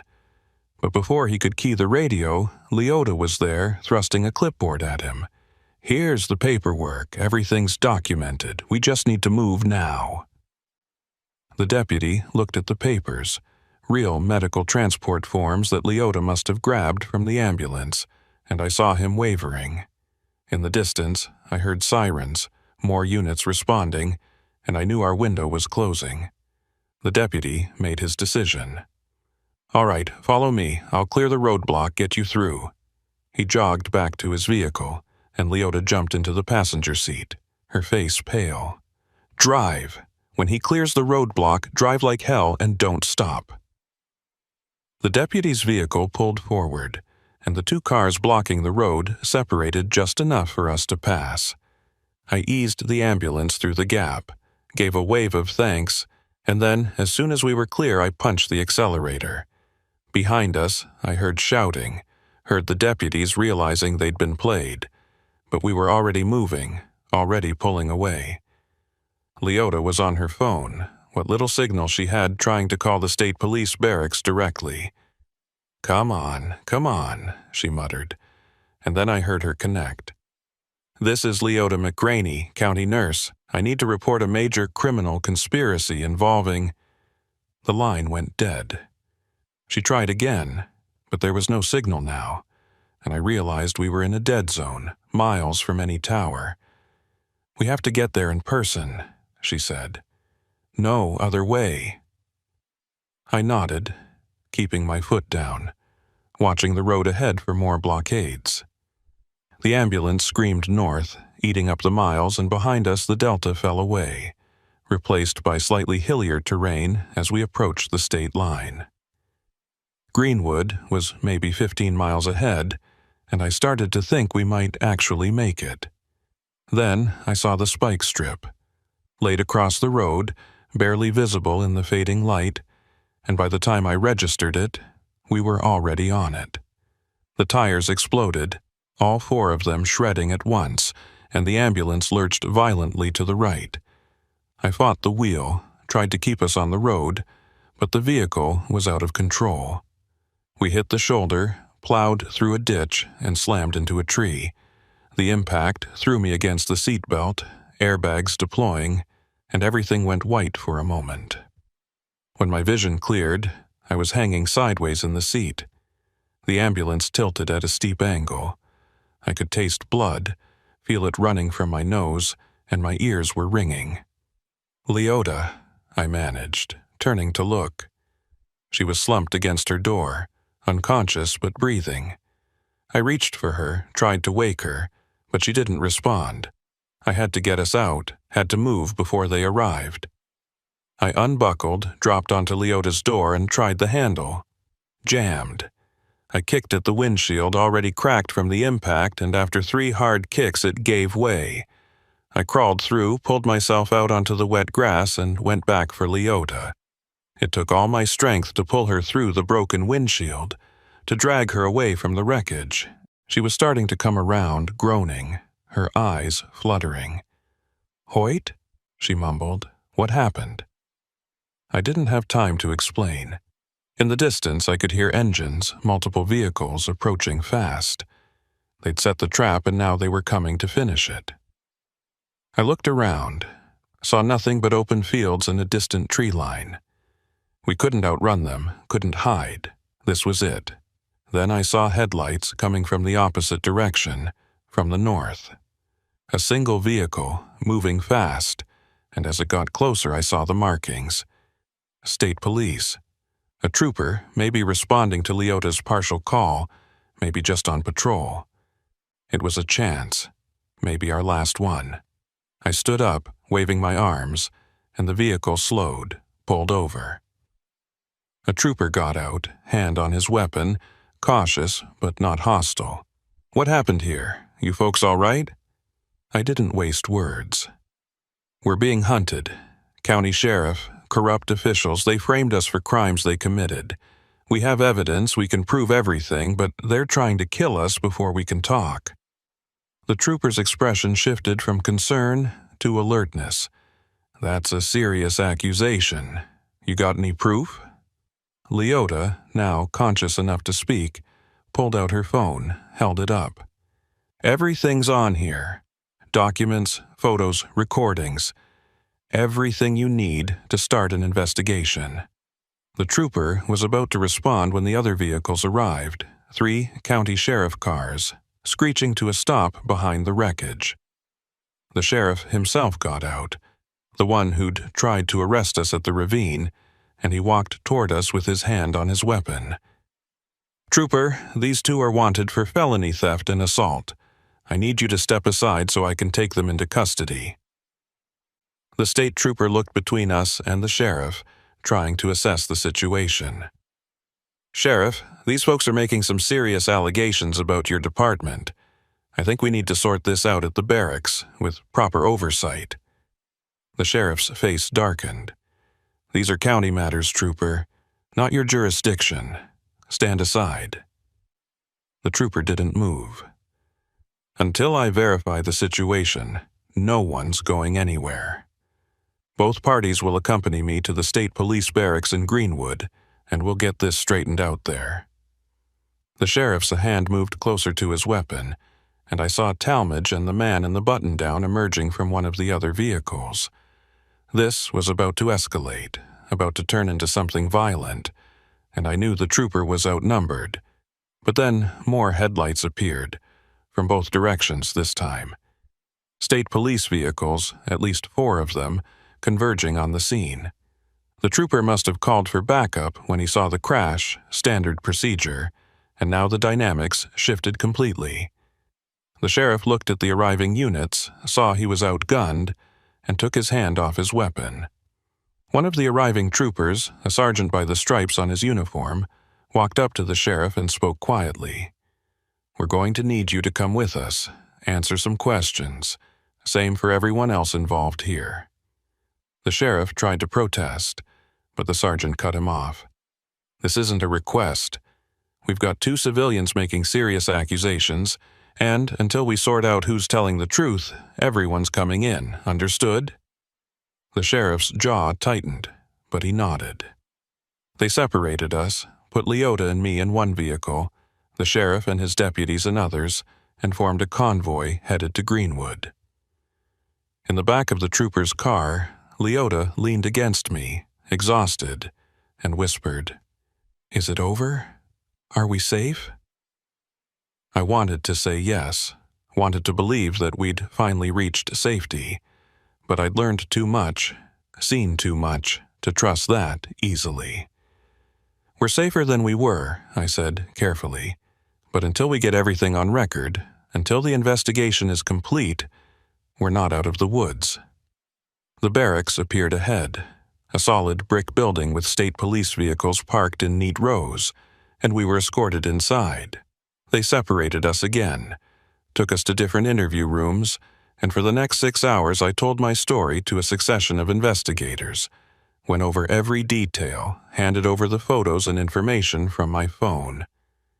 They were thorough, professional, and I could tell they were taking it seriously. But I also knew how these things worked. Investigations took time, evidence had to be verified, charges had to be filed, and in the meantime, the network would be working to cover its tracks, to intimidate witnesses, to make sure nothing stuck. When they finally let me out of the interview room, it was dawn, gray light filtering through the windows. A detective, someone from a state task force specializing in public corruption, sat down with me in a waiting area. "Mr. Renfro, I want you to know we're taking your allegations very seriously. We've already started cross-referencing with other cases, and there are some troubling patterns emerging. What about the sheriff, Talmadge? Are you holding them?" The detective shook his head. "Sheriff's been released pending investigation. Talmadge Puckett, too. We don't have enough yet to file charges, but they're under surveillance, restricted from certain activities. It's the best we can do right now." My stomach dropped. They were out there, free, and they knew we'd talked. "What about protection for us? If they're released, if they know what we've said..." The detective held up a hand. "We can offer you protective custody while the investigation is ongoing. Safe house, security detail, the works. But I have to be honest with you, this is going to take months, maybe longer. And even with everything you've given us, prosecuting corruption cases is difficult. People recant, evidence disappears, witnesses get cold feet." I thought about those 3 drivers Leota had mentioned, the ones who'd been killed and buried. Thought about how close we'd come to joining them. What choice do I have? The detective's expression was sympathetic. "You did the right thing, coming forward. Now you have to decide if you can see it through, knowing it might not end the way you hope." They took me to another room where Leota was waiting, looking as exhausted as I felt. A social worker was with her, explaining options, and when Leota saw me, she stood up, came over. "They're offering protection. Witness program if it comes to that. But Hoyt, I don't know if I can do this.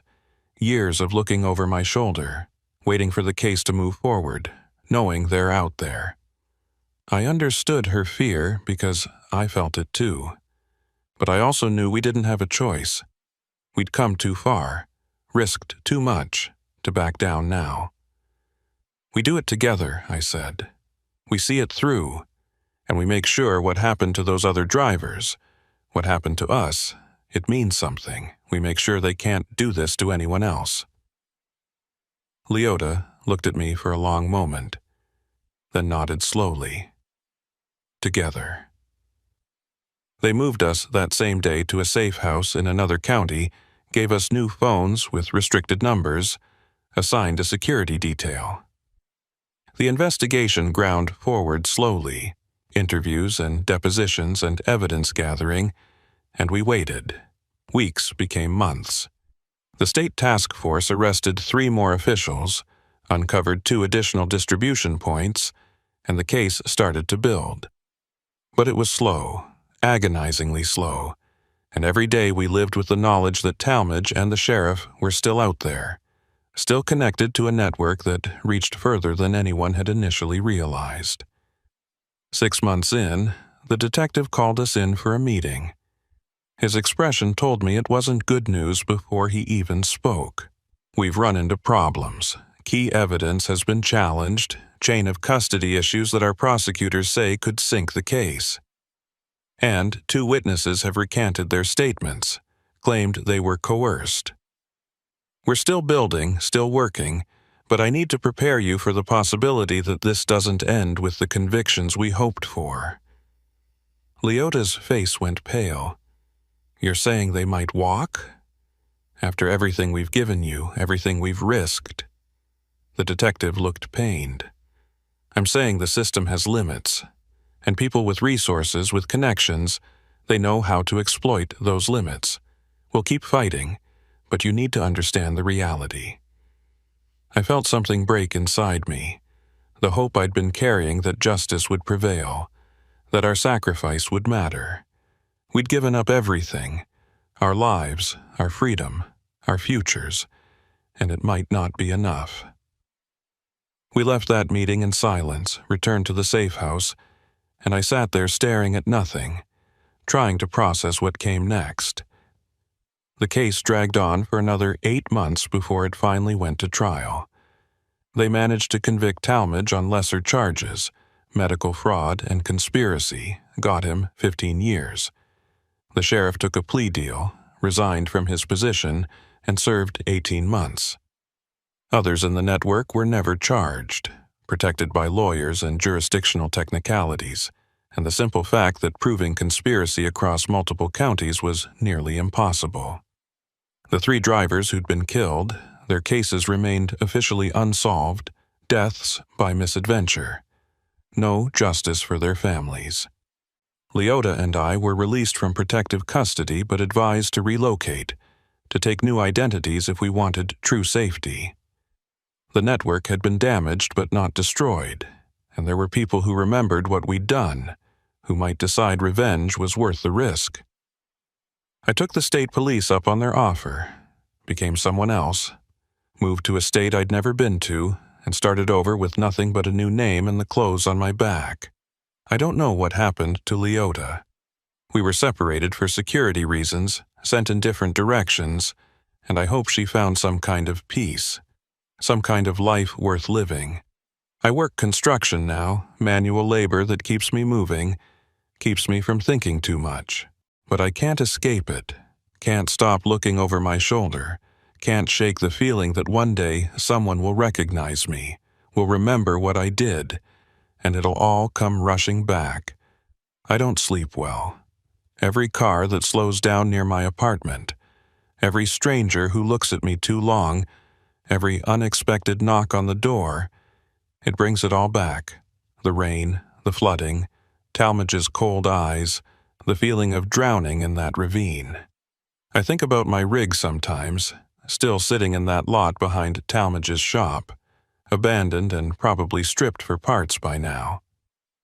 Think about the life I had before, the freedom of the road, the simplicity of just driving and being left alone. That's gone, and it's never coming back. I traded it for the truth, for the chance to expose what was happening in those Delta counties, and in the end the truth didn't set anyone free. It just rearranged the pieces, shuffled the players, and left the game running. Sometimes I wonder if those other 3 drivers, the ones who were killed, if they had families who still wonder what happened. If there are people out there who never got closure, who still wait for a knock on the door that will never come. I think about calling the detective, asking him to look into those cases again, to give those families something. But I know it wouldn't matter. The evidence is gone, the witnesses are dead or silent, and the system has moved on. I saw a news article last month, buried in a regional paper online. A new county health coordinator had been appointed in that same Mississippi county. A reorganization after the scandal, they called it. The clinic where Leota and I had seen those boxes, it was shut down, officially due to structural issues. Talmadge's shop was sold to a new owner, someone with no connection to the previous operations, according to the article. Clean slate, fresh start, nothing to see here. But I know better. I know how these things work, how the network adapts and rebuilds, how corruption doesn't die, it just changes addresses. I'll carry this for the rest of my life, the knowledge of what I saw, what I survived, and how little it ultimately changed. Leota was right when she said you don't get out of something like this. You just learn to live with it, learn to function with the weight of it pressing down on you every day, and you hope, desperately, futilely, that maybe somewhere down the line someone will learn from what happened.